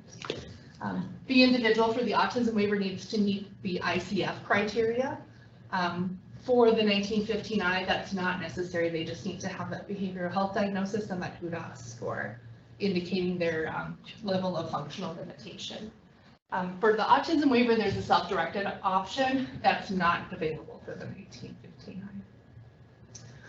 The autism waiver provides that service management at the provider level. They handle the medical, social, educational, other state plan services, resources. There's a limit of 16 hours a month on that.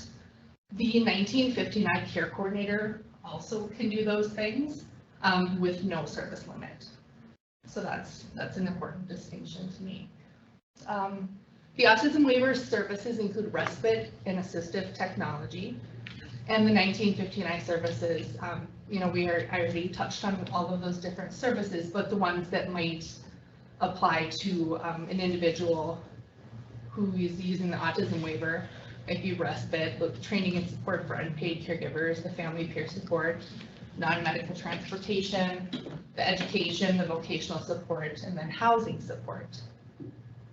The autism waiver has 150 spots a year, where the 1959 is fairly unlimited. It was designed to serve 11,500 individuals. I don't foresee us ever getting there. So unlimited is maybe not the right word, but we have a lot of capacity for 1959. So looking at, somebody who's maybe on the autism waiver and could use 1959 services as well. Anybody who qualifies at that different federal poverty level guideline and has that HUDA score would qualify for the 1959 supplementally or instead of autism waiver. The services through 1959 that wouldn't be duplicative would be that training and support for unpaid caregivers, the family peer support, the non-medical transportation, and then the education, supported employment, and benefits planning. If somebody's receiving respite care on the autism waiver, we can't authorize that respite care through 1959. And in addition to that, we could look at the transition, from being on the autism waiver till age 15 to that transition at 16. We would add in the community resource and medical coordination by the care coordinator through 1959. Hopefully we can make that a seamless transition. And then we can add in that respite care up to age 21, because the 1959 respite goes up to 21. We could start the pre-vocational training at 16 and housing support at 17 and a half, and then the peer support at age 18. So I'm going to kind of do the same thing with the DD waiver here. Both are birth up. The DD waiver, obviously, the individual has that intellectual disability diagnosis, qualifies for DD program management, meets that ICF criteria. For the 1959, it's just, we've already talked about those eligibility requirements. The DD waiver has that state level of DD program management, where 1959 doesn't have that. It's handled at the provider level. And the DD waiver services include this long list I'm sure y'all are quite aware of on the left. And then 1959 services, we've already talked about with the available services that would include. But when you want to compare, when would it make sense for somebody who's on the DD waiver to have 1959 services? The prime example I can think of is someone who maybe screens in for DD program management, doesn't qualify for any other services through DD. And there are quite a few individuals who are in that, I don't know the number, but there are quite a few individuals who are at that level where they're getting that program management, but not those residential services or vocational services. So for the DD folks, we'd want to make sure that they meet that federal poverty level guideline, have that HUDA score that qualifies, and the behavioral health diagnosis, and that they're meeting that HCBS rule. So any kind of living situation other than the ICF IDD level of a group home would qualify someone to receive supplemental services through 1959. And that could include training and support for unpaid caregivers. One thing that's important to mention too with the training and support for unpaid caregivers is that there's no age limit for the person who's receiving the caregiving. So that could be an adult receiving, who's maybe living in the family home with an elderly parent or parents, and they're doing that caregiving. Or it could be a child or a teenager, a young adult, whatever, but there's no age limit on that service. So And then respite goes up to age 21. No limit on the family peer support services, non-medical transportation, benefits planning. So really any of those other services that an individual's not receiving through the DD waiver could be added on to what they're receiving through 1959. And just, I mentioned this before, but it's that we really ensure that there's not service duplication, and that really is the job of the 1959 care coordinator, to make sure when they're developing the individual's plan of care with them, they're reaching out to the division or to the department and finding out if the person has any other waiver services. And if so, then they're working with the other case management or whoever else is involved to make sure that those services are requested or not duplicated. So I just kind of want to show an update of some numbers that aren't super pretty, but it's where we are and it's a good jumping off point. And in 6 months to a year, when I'm able to report back again, I know we'll be moving in the right direction. So this represents the individuals who have service authorizations entered into MMIS, which means the individuals who right now are enrolled and could receive services today. So they fall into 3 categories where they're either getting no services at all, they're getting just care coordination, or they're getting care coordination and additional services on top of care coordination. So this represents, the green represents no services provided. Now this just means that they're not getting any services in that particular month. So for care coordination, not everybody gets care coordination even once a month, once that plan is going and those other services have been secured. But kind of gives you a good idea, the number is 0 through 30. That's actually, we haven't even reached 30 individuals receiving just care coordination yet. So like I said, these numbers are pretty, but I think it's important to be transparent and show, the direction that we're moving. Other services provided, you can see that we're generally moving in the right direction. This data is a few months behind because the report I get is delayed due to a report back from the NCO. But I think it's important to report the traditional and expansion folks all in a group so we can really get a good picture.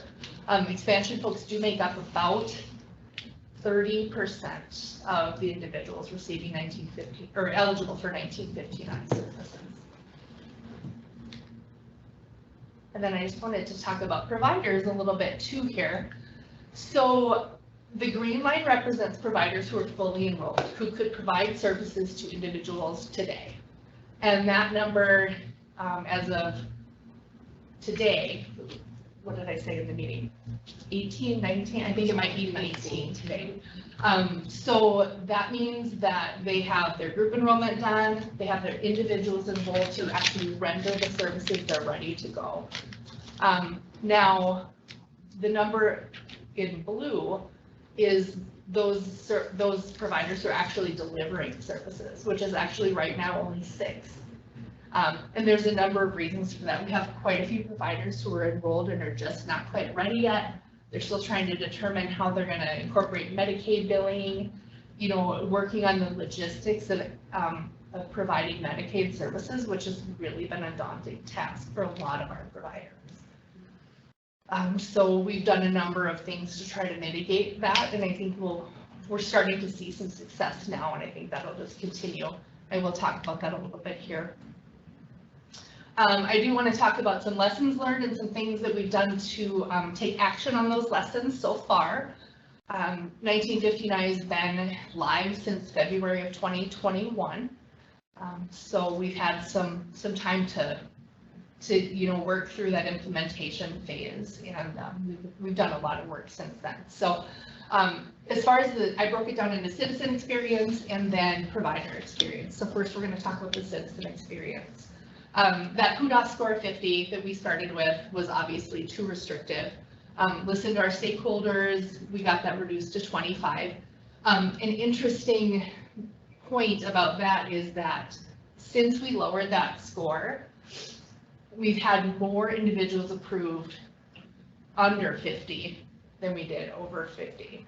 So we've had 94 individuals approved in that 25 to 49 range, and we've had 84 individuals approved at that 50 plus. So that was obviously the right move to make. So yeah, we continue to see that number grow. There were some conflict of interest rules that when we added that together with the limited provider base, you know, a lot of people ended up underserved or not served at all because the services just weren't available where they're at. We haven't worked all the way through that yet, obviously, but some of the things we've done, we've instituted a wait list where when those care coordinators are working on people's plans of care, they're not only reporting that, yeah, they're going to do the care coordination, they're going to report that this person really needs peer support, but it's not available. They're going to let us know. We're maintaining that on a wait list, and we're comparing that with provider enrollment on a continual basis. As soon as that provider is available, we're reaching out to that care coordinator saying, now there's another provider in the area. Please reach out to the individual and see if they want to connect with that provider for that service. We've also done quite a few provider enrollment incentives, and we're getting ready to roll out a couple more, which is really exciting. We did do some $10,000 provider incentive grants. We were able to grant 10 of those for new providers or providers who had just started the enrollment process. So they, you know, received that $10,000 to assist with any costs with getting enrolled, which enrollment obviously doesn't cost money, but you know, the time, the staff training, all of those different things, you know, the technology, you know, is typically what most of the folks used that incentive money for. We're also getting ready on August 3rd to start an intensive Medicaid training and technical assistance program for our providers. It's a 6-week training and technical assistance curriculum. And I am happy to report that we have 32 providers signed up right now for that.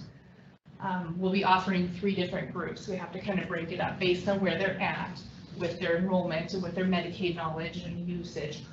But we're starting our first group of 11 providers August 3rd, and the intent is that they will have all the support they need to get fully enrolled and understand how to bill and all of those things, and understand, you know, the policy and procedure they need to implement, and just how to become that fully operating Medicaid provider. So 17, is it 17? No, 25 of those providers are actually new. So that's really exciting. So we have some that are already providers. They're at some stage within that enrollment process, but we have more who are brand new providers. So that's really exciting. And then we will be releasing some information about some more incentives and funding opportunities as well here coming up. So lots of good stuff happening there. One of the things with the application process was that the diagnosis verification had to be signed by a physician on the application, and that was really a barrier to enrollment.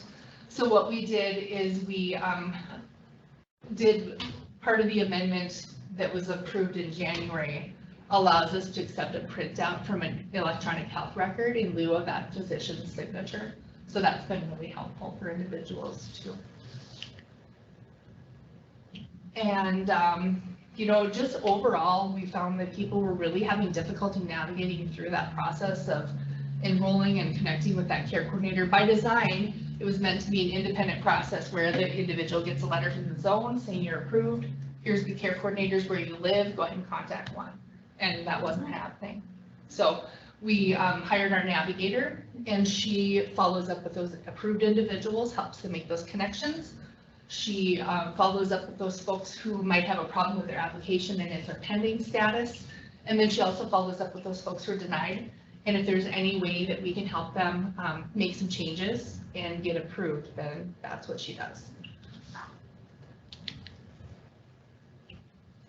And, you know, one really important thing we learned, which I think we're just scratching the surface on, is that regardless of English proficiency, we need to make sure that our services are available to everyone.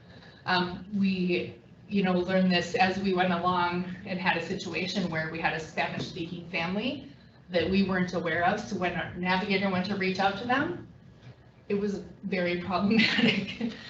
You know, had we known that ahead of time, we would have had an interpreter on the line to prepare for that call.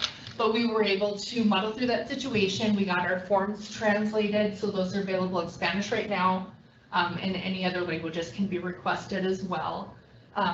We, are really well versed in how to utilize those interpreters now for phone conversations. And then also it's, we, as of January 1, providers have the option to bill Medicaid for interpreter services, both spoken languages and ASL. So if they need that to provide the services to the person, that gets billed concurrently with the services through MMIS and gets billed right to Medicaid. So that's really, really exciting. I don't know of a lot of providers who are taking advantage of that yet, but we certainly do have some non-English speaking individuals receiving 1959 services. So, I know for sure that with the care coordination piece, they're definitely using that option.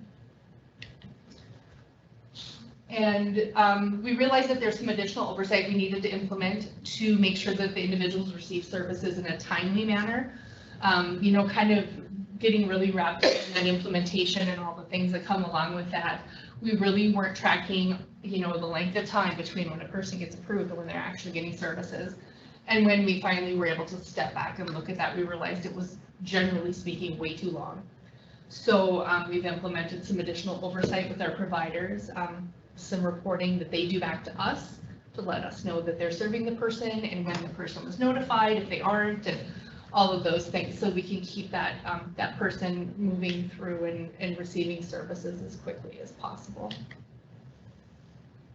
And then as far as provider experience, we had some, some provider qualifications that were really unachievable for some of our providers, specifically with supported education, employment, and pre-vocational training. We initially were requiring that they be accredited, which for a small organization is just not achievable. It's the expense that goes into that alone, much less the human resources that go into it, were really prohibitive. So we expanded some of the group provider qualifications to allow for additional options there. And then, we talked about the medical training and technical assistance, just with that, to combat that difficulty with that Medicaid implementation for agencies. And I already talked about the incentive grants. Let's see. Individuals denied due to no qualifying diagnosis. That was one we were seeing a lot. There was a lot of things that were missed on the original diagnosis list. So with our amendment in January, I was able to work with the field services clinicians to rebuild that list. And I think we've only had one person now who's been denied because of their diagnosis that didn't fall on the list since January. So that's really encouraging. So just want to talk really briefly about what, where we're going for the future. Obviously, we're always going to be evolving 1959, the amendment to meet the needs of the citizens in North Dakota. We're looking at establishing rural differential rates, which I think is really going to be a game changer as far as getting those services out to rural folks. It's not an easy process, so it might not get done with our next amendment that we're actually working on right now, but we may just keep working on it and then submit another amendment when we're ready for that. We are going to be updating the payment methodology for non-medical transportation service. Right now, it doesn't make sense for most providers to provide that service because it's a per round trip rate of like $13 something. So we're looking at just changing that to a per 15-minute unit rate so that it really, allows the providers to pay the staff for their time and for their travel with that. We're looking at negotiating some additional exceptions to the conflict of interest rules. I've proposed some new language to CMS to expand or to relax the provider shortage area situation. I mean, we're finding that even though UND, Center for Rural Health, says that certain areas aren't provider shortage areas, they are still for 1959 because we don't have the enrolled providers. So, we had a call with CMS. They provided us with some good ideas. I've thrown some language back their way to see if it's acceptable, and they're going to review that, and then we'll be submitting that in our amendment as well. So what I'm hoping that'll look like eventually is that until one individual can receive the services they need in an area, and that's all related to provider enrollment, that will still be considered a shortage area. So, until we have multiple providers enrolled in certain areas, that they'll be included.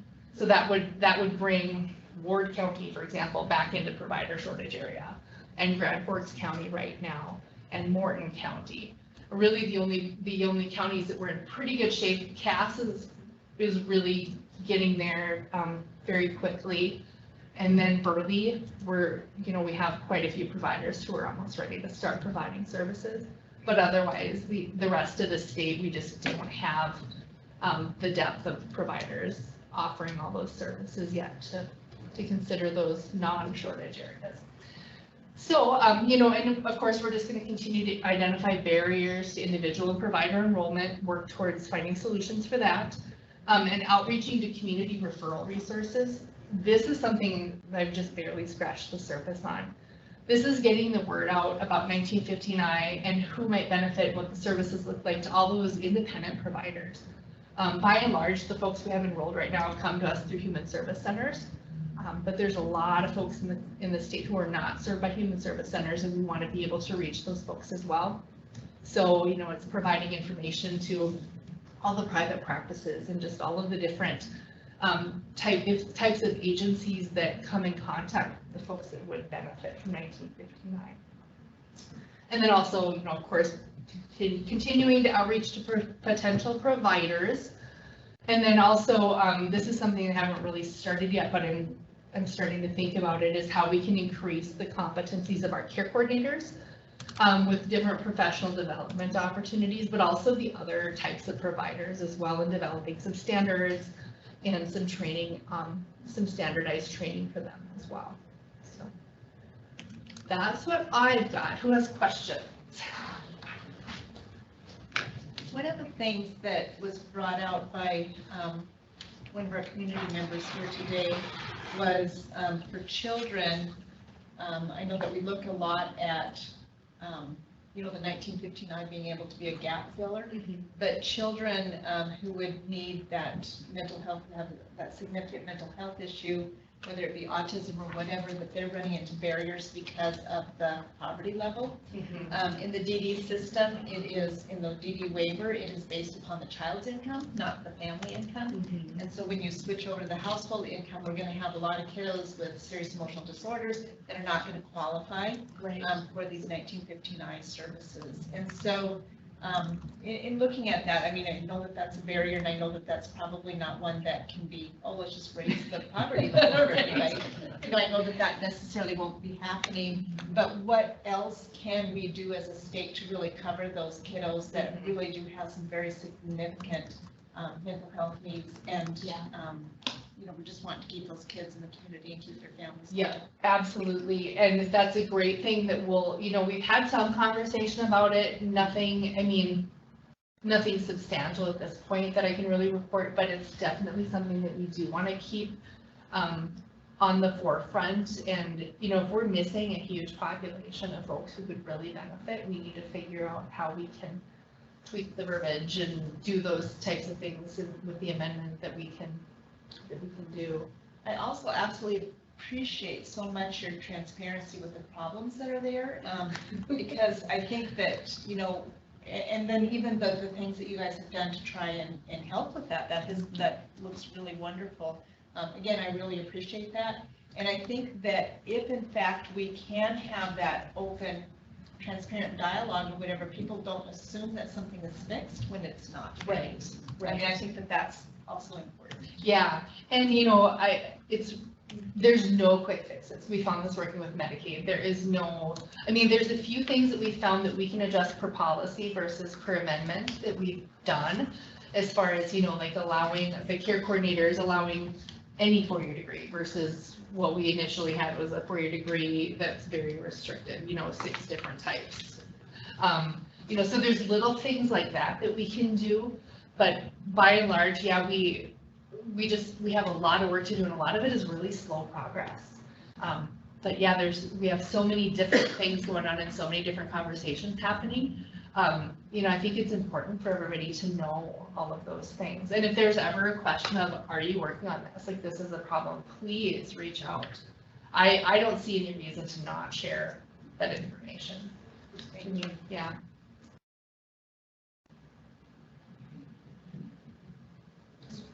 Any other questions from commission members?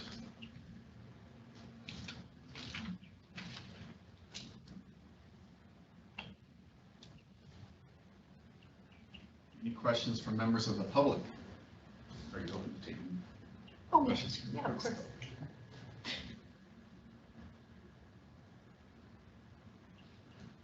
We do have a question in the chat on potential follow-up, but that also looks like it gets kind of detailed. And we have a question from the public wondering if the PowerPoint can be shared. Is there a place that this can be found? Is it on the commission website, Dan, or? This is in the meeting chat.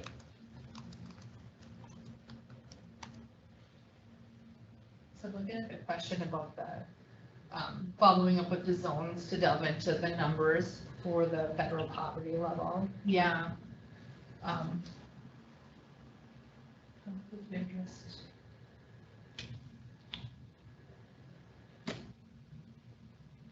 So the autism spectrum disorder waiver does not have the same conflict of interest protections. Is that what I'm understanding with the provider and the care coordinators? Ms. Hanson, do you have any insight on that question? Correct. The service coordination is typically provided by the provider. They used to be you can request services elsewhere, but it's very difficult to have the care coordination or the service provider case management aspect being offered by the provider, and have families be able to navigate the ability to engage in services with other providers and or transfer to different regions throughout the state. And again, that's more ASD than 1959. So sorry, Monica, but. I was gonna say, I can't really answer to that, but yeah, I can see where that would be really difficult. And you know, navigating like all of these different people and all of these different agencies and connections and coordinators, and I can see where that's really something to manage, probably a full-time job for some families to do that. Yeah, don't have a great answer though. Yeah, and I really do appreciate Carlotta's feedback about the income limits too, and we've had a lot of discussions around how we can get creative with other programs and funding to try to meet the needs of those. I think that we've done some of that within adults with, you know, Community Connect and expanding, and I see a real opportunity for kids as well. And so, and you know, we talked a lot in here about like navigation and connection, and Monica and I with providers have talked a lot about, you know, Community Connect can really be, you know, a piece of that as well. And so I can start. So my name's Heather Brandt. I work for the Department of Human Services with the Behavioral Health Division. My formal title is a manager of behavioral health community supports. So really within my role, I get to work really to expand all those supports that are outside of those clinical realms, whether employment, housing, care support, care coordination, and just really where those unmet needs are. And so I was asked to come talk a little bit about permanent supportive housing, and you kind of might be asking why. But I really wanted to bring this forward as grant agreements that are with the Department of Human Services that are really incorporated Brighted funding and 1915I. And really, it's best practices for, you know, expanding those dollars and making sure that we can serve as many people as possible by working and providing training and technical assistance to providers to kind of help them get there. So I don't want to spend too much time really going into the weeds of what permanent supportive housing is, but this is what happened during the last legislative session. And there's often a misunderstanding about permanent supportive housing that I like to clear up with as many groups as I can. People often think that it's a temporary stop until people can move into a different type of housing. It's really not. It's person-centered. It's based on what that person wants, and really the biggest success is that that person stays housed. That's the number one indicator of success. And so people can live in permanent supportive housing for their entire life, and that is considered a success. They don't need to move somewhere else or, move out into different types of environments. Current state contracts include Prairie Harvest Mental Health, Grand Forks Housing Authority, Fargo Housing Authority, and Burley County Housing Authority. And I'd just like to talk a little bit about what these contracts require.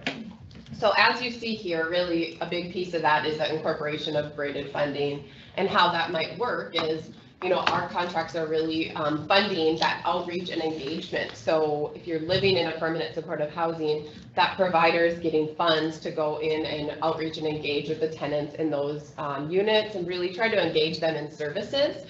Incorporating that braided funding, whether it be 1959, SUD voucher, ensuring that they're on Medicaid or Medicaid expansion, getting them into Community Connect or Free to Recovery, and really assisting them to navigating to all of those other resources that are available in the community. We're currently utilizing HMIS, which is the homeless management system for the state to do data collection. So we just started that in May of this year, so we will be wanting to share that data soon. And I'd like to talk about what braided funding is, and I'm going to preface this with saying it's not easy.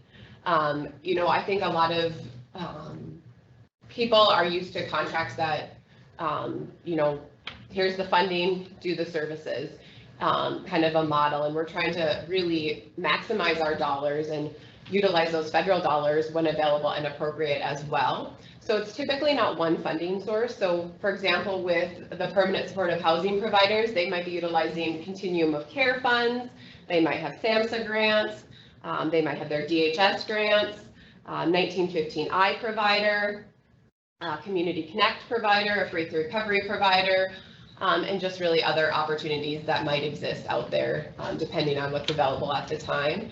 And it's really the funding that provides that support. All of the people living in those units have housing vouchers, so that their rent is no more than 30% of their income as well. So that's for the housing piece of that funding.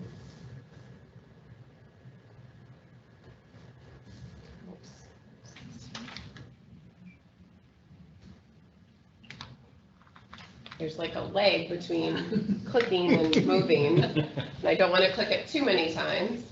Oh, trust me, this will be the least amount of technical difficulty. Oh, awesome. Today, so. Yeah, we have other meetings in this room, and it seems that. All right, so I'm not moving here. And I will chime in that the braided funding presentation that was given at Human Services a couple months ago was really where I knew that I should really reach out to you so you can help us get educated on this topic. And one thing too that I like to talk about as well is like the funding opportunities to help providers do this. I think that Monica briefly touched on those provider incentive grants. It does take a lot of time and resources to move to that model of care. Recommending working with, consultants or working with other groups that there are people that specialize in billing Medicaid. And I think it is a real niche. And so, trying to find those people that can help build up those systems within that nonprofit or business can be very helpful from what I've seen so far. And really the stage that we're at with the implementation of braided funding is really monitoring and evaluation. So does the braided funding meet the needs of the people who are living there? What are the other resources that are needed to meet those tenants? We're just kind of starting. Monica talked a little bit about a citizen experience, and I talked about a tenant experience. So really, somebody living in permanent supportive housing should be getting outreach, engagement, and connection to resources.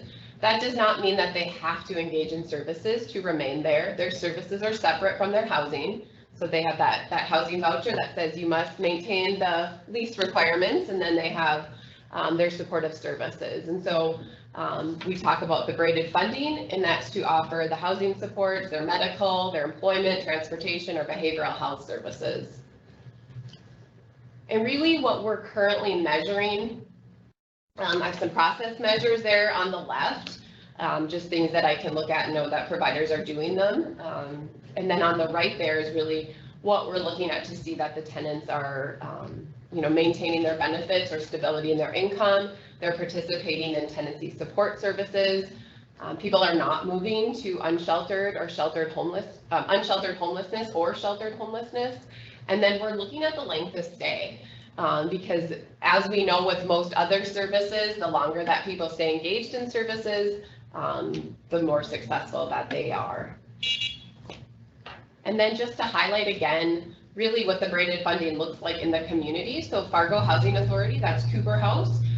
They've recently procured a new on-site service provider that started in June, Community Options. So Community Options is enrolled as a 1915I provider. And then they're also Community Connect and Free Through Recovery provider. And if you're not familiar with Community Connect and Free Through Recovery has been around for about 4.5 years. It was a collaboration with DHS and the Department of Corrections and Rehabilitation to provide more supports into the community for people that with justice involvement. And Community Connect was really the expansion of that beyond that DOCR specific population. Grand Forks Housing Authority, look right on first. So Grand Forks Housing Authority is the housing authority and the service provider, which is unique. They've also received that provider incentive grant to assist with the financial piece of enrollment. Prairie Harvest Mental Health, two really beautiful buildings there, Harvest Homes and Stern Place. They're also received the provider incentive grants and have these services. They're also doing the targeted case management and the psychosocial rehab services. And so there's been a lot of work that they've done to be able to provide those billable services to people in the community. And then Burleigh County Housing Authority. So I like to highlight that Nicole and Dwight got this open through the middle of COVID, and so they still opened their doors. I think that's really impressive. Dakota Foundation is the on-site service provider enrolled to provide housing supports. Also received that provider grant to assist with that financial piece of enrollment. And so, there's a lot of information about braided funding, but there is also continuing to release more provider incentive grants to incentivize 1915I provider enrollment. So you'll be seeing continued opportunities. There is also an RFP that was released, I think, on Monday. And it's really substance abuse and mental health block grant dollars that we received as a benefit of COVID-19. But please take a look at those if you are a service provider or interested in providing more outreach and connection to services and resources for people with substance abuse or mental health. The RFP is done in a way that it mirrors sort of how application to apply grants look. So it might be a little bit weird at first. But there's many dollars and opportunities there to help organizations as well right now. This is Scott. Where will one find that RFP? Hi, Scott. Hi. Nice to meet you in person. Yes, absolutely. Yeah. That RFP is posted on the Behavioral Health Division's website under the tagline Funding Opportunities. I think I might have sent it to Jamie today. I don't trust her. But I can send it to you too, Scott. Yeah. I would say that too. Yeah. Yes. And I do plan on sending that out to all of our 1959 providers, current and potential as well. But yeah, I think that we'll continue to see language around braided funding and incorporating it further into more and more contracts. I think that braided funding is a huge win because, like in our area, so many of the kids, as an example, aren't going to be covered under 1959. So to think that that's going to be the only way to serve children with SCD in our organization, it's not going to cover the kids. So we have to look at, what will cover the population that we're working with and how to get funding for those kiddos. So I think that, looking at braiding the funding is going to be really critical and key. Yes. And I know Monica, I'm not offering her, but she's really, you offer so much training and technical assistance for providers. And but if there's anybody out there who's looking for additional opportunities or there's unmet needs, please let us know, and then we can work to try to meet those needs. I should have put the link to the funding page but you can navigate to that through the behavioral health. Yeah, it's actually a heading called funding opportunities. So what would be a good way to share this presentation? The one that you sent to me initially, I have just in the meeting chat. Okay.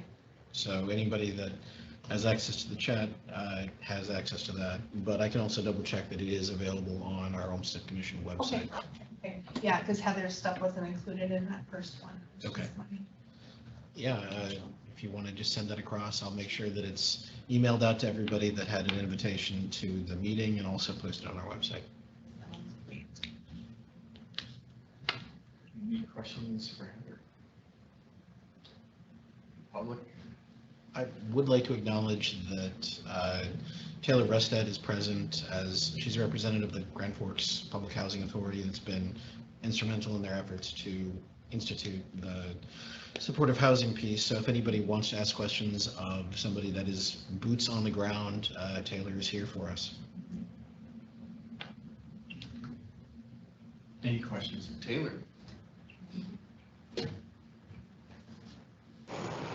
I do not, hi everybody, this is Taylor. I do not have any questions at this time, but more than willing to answer anything with any questions of just like he said, we're boots on the ground, we're kind of living and breathing it right now. Happy to answer any questions. And I should also acknowledge that Trina Gress from Community Options is also on the line. And they're, I mean, as you can see from the provider listing, they're one of the primary providers of the 1959 services statewide. So sorry to put you under the microscope, Trina. No problem. Hello, everyone. Hey, Trina. Any further discussion, comments, questions from public, from commission? Hearing none, thank you very much for your time. For coming. Yeah, thanks for having us. Great,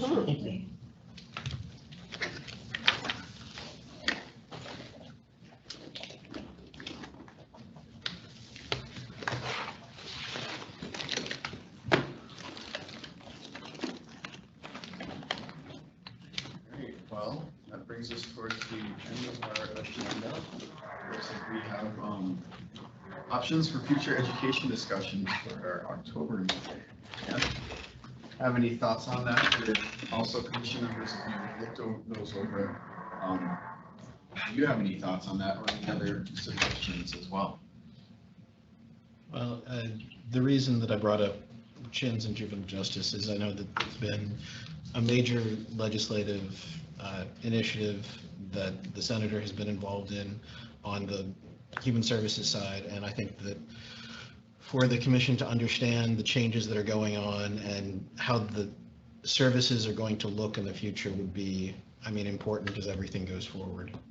That's the reason I brought up that suggestion.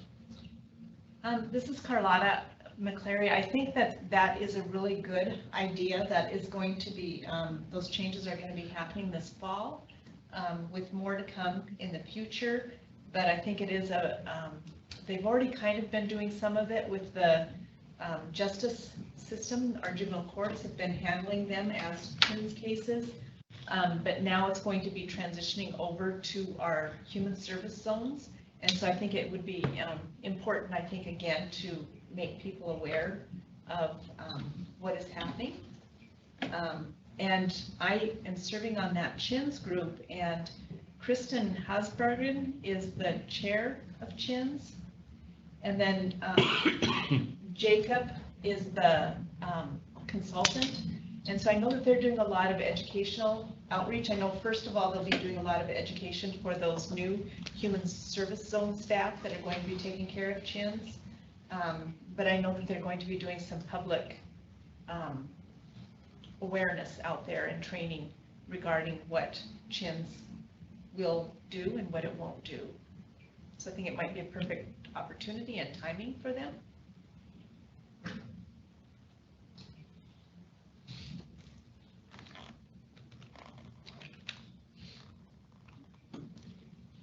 So is that a thought for October? Is it better to wait till January or? I think October would be good. I think the timing would be great. Any other thoughts on that?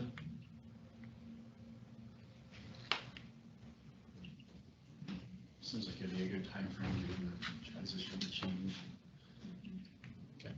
January, things might be getting crazy with legislature. Just a bit.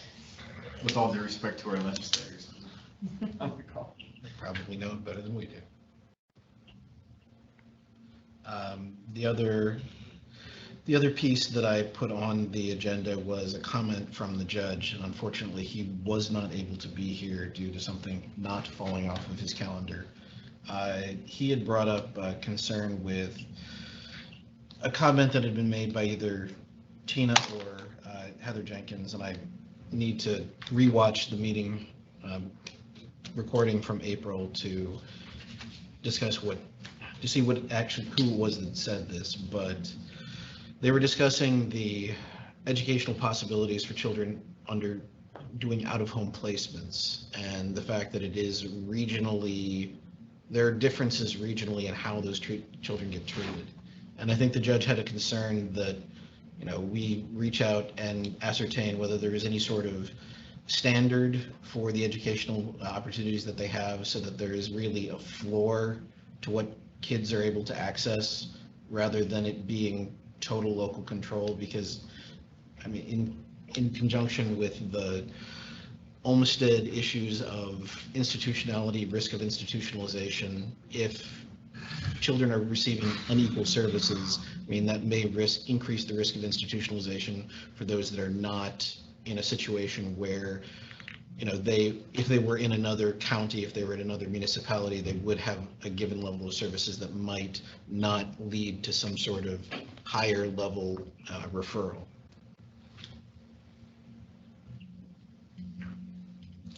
So if that is something that the commission would like me to pursue or would like to give me leave to start asking for additional information on, I can pursue that. I think that's a good thing to look at. Any other input from commission members? I would tend to agree. I think that's good.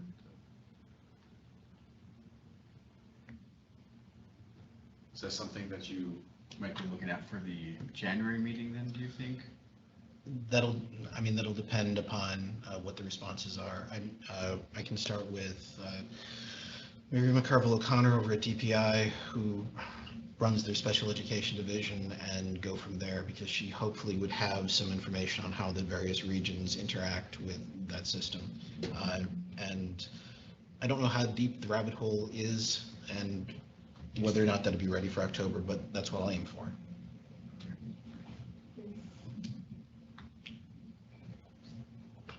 Any other comments on future education discussion for meetings? If not, then I think you have our consent and consensus to move forward with lining those up for October and future. Future meeting dates, item number 10. I know that we had moved this date to Tuesday because, Carlotta, you have outstanding conflicts on Wednesdays with behavioral health. Right, it seemed to hit on our Behavioral Health Planning Council. I just wanted to make sure that,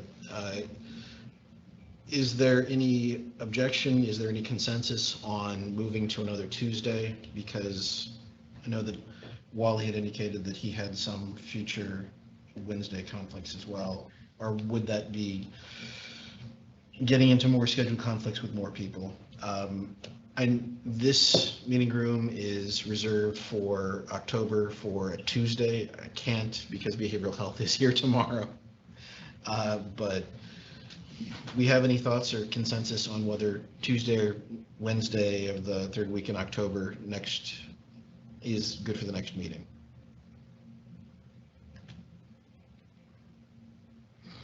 I hear nobody cares. I may be That's not it, Dan. I just moved forward to my October calendar. What did you say, the second or third week? The 19th or the 20th, I believe, are the two dates. 18th would be the Tuesday. I have us down for the 19th. Is that not set? Sorry, it would be 18th or the 19th. Well, the 19th, Carlotta has indicated that she has a continuing Behavioral Health Planning Council conflict with. Are we okay shifting to a Tuesday to accommodate that? Yeah. Well, is that all day? Carlotta? I'd have to look that up, I'm sorry. I mean, Olmstead's scheduled to start at 1 and end at 3. Oh, the the 18th Behavioral Planning is okay. Council does go all day, Okay. yes. It's morning till about 4 o'clock in the afternoon. I can't on the 20th, but I could on the 18th. Yeah, this is Scott. I have the whole 18th for you at this point. 18th, I may have a conflict, but if Wally's here, and depending on timing, I may be able to call in as well.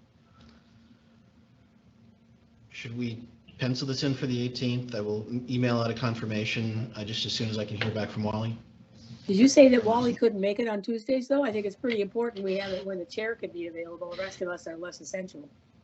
Wednesday, actually, was the 19th was his possible conflict. Okay. And unfortunately, we won't know whether or not he has a conflict on that Wednesday until he's done with his all-day meeting today.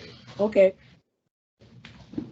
I'm not moving it till I hear from you. How's that? You shall have my email as soon as I have his. No problem.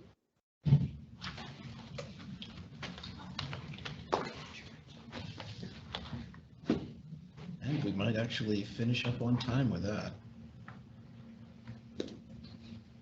I know that I've been contacted by some members of the public that wanted to have some public comment on the topics that we were discussing today. I don't know that we've necessarily heard from everybody, so there is a public comment period indicated on the agenda, and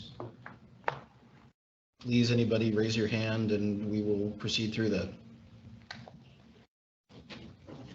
If you do not have the possibility of raising your hand due to whatever your team's connection might be, just unmute, speak up, and let us know.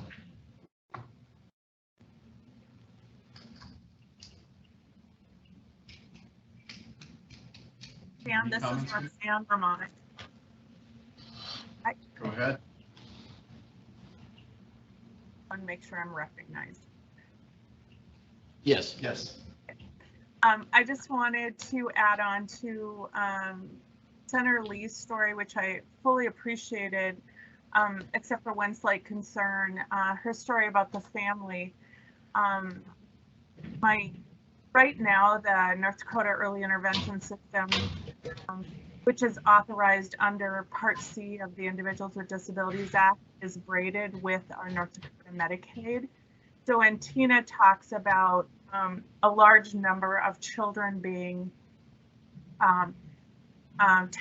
using slots in our DD waiver, that over 5,000 slots, a lot of those children are getting our Part C early intervention services, and really those services should be ready to catch children immediately who would have an automatic qualifying diagnosis. So it could be a significant healthcare concern, it could be something prenatally diagnosed. And Carlson is one of our providers, so everybody who provides the services have to be licensed under the developmental disability system.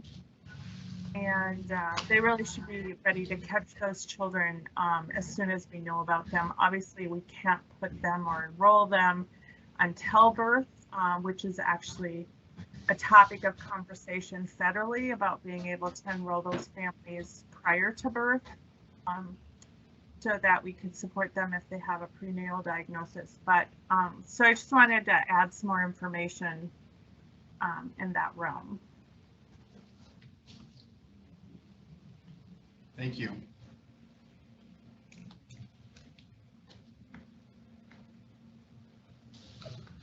I just have a comment on when the department said about the outliers. I think some of those numbers are skewed for the approvals. I don't have trust in the numbers they're giving, so.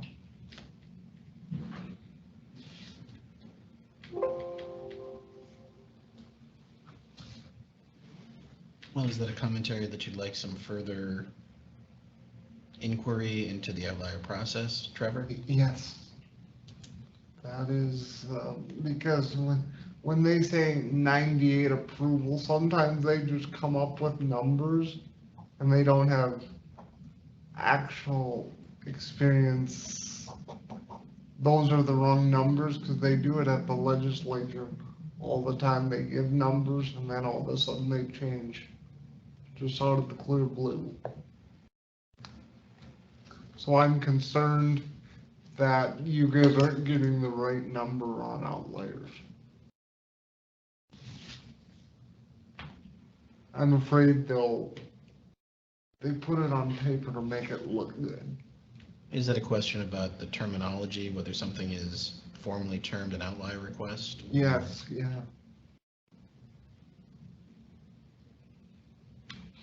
That's something you'd be able to relay on to Jessica.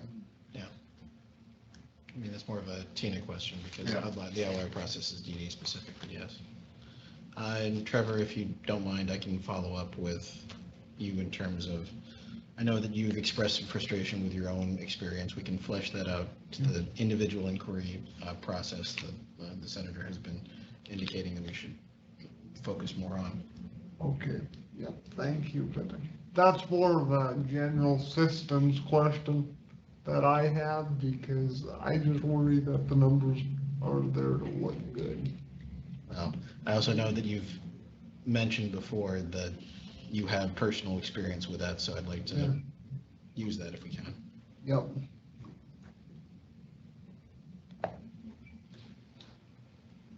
Any other comments from the public? One more from me. I'm very supportive of a transportation inquiry. I was on the call with Dan regarding that, and I'm very supportive because I'm afraid if we don't do nothing, we're gonna be up a creek without a paddle.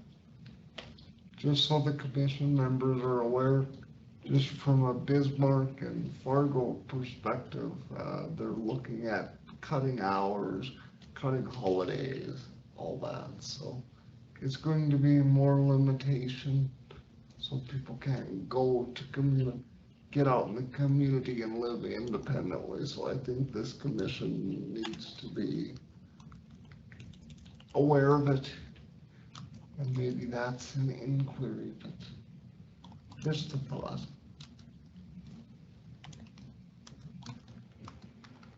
Is there a way for the commission to examine that issue?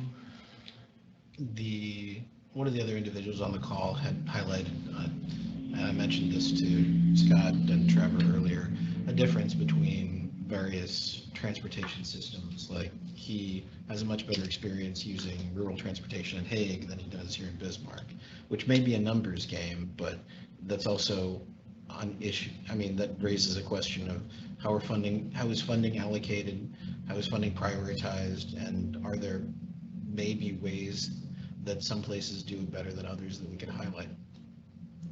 But I mean, given that we have a difference between two parts of the system that we can see from two different individuals, I think that's the way I was going to go through this. First off, talk to, I think it's South Valley or South Central and Valley City, and then contrast it with a request for some information from Bismarck to flesh out how Bisman Transit does their transit.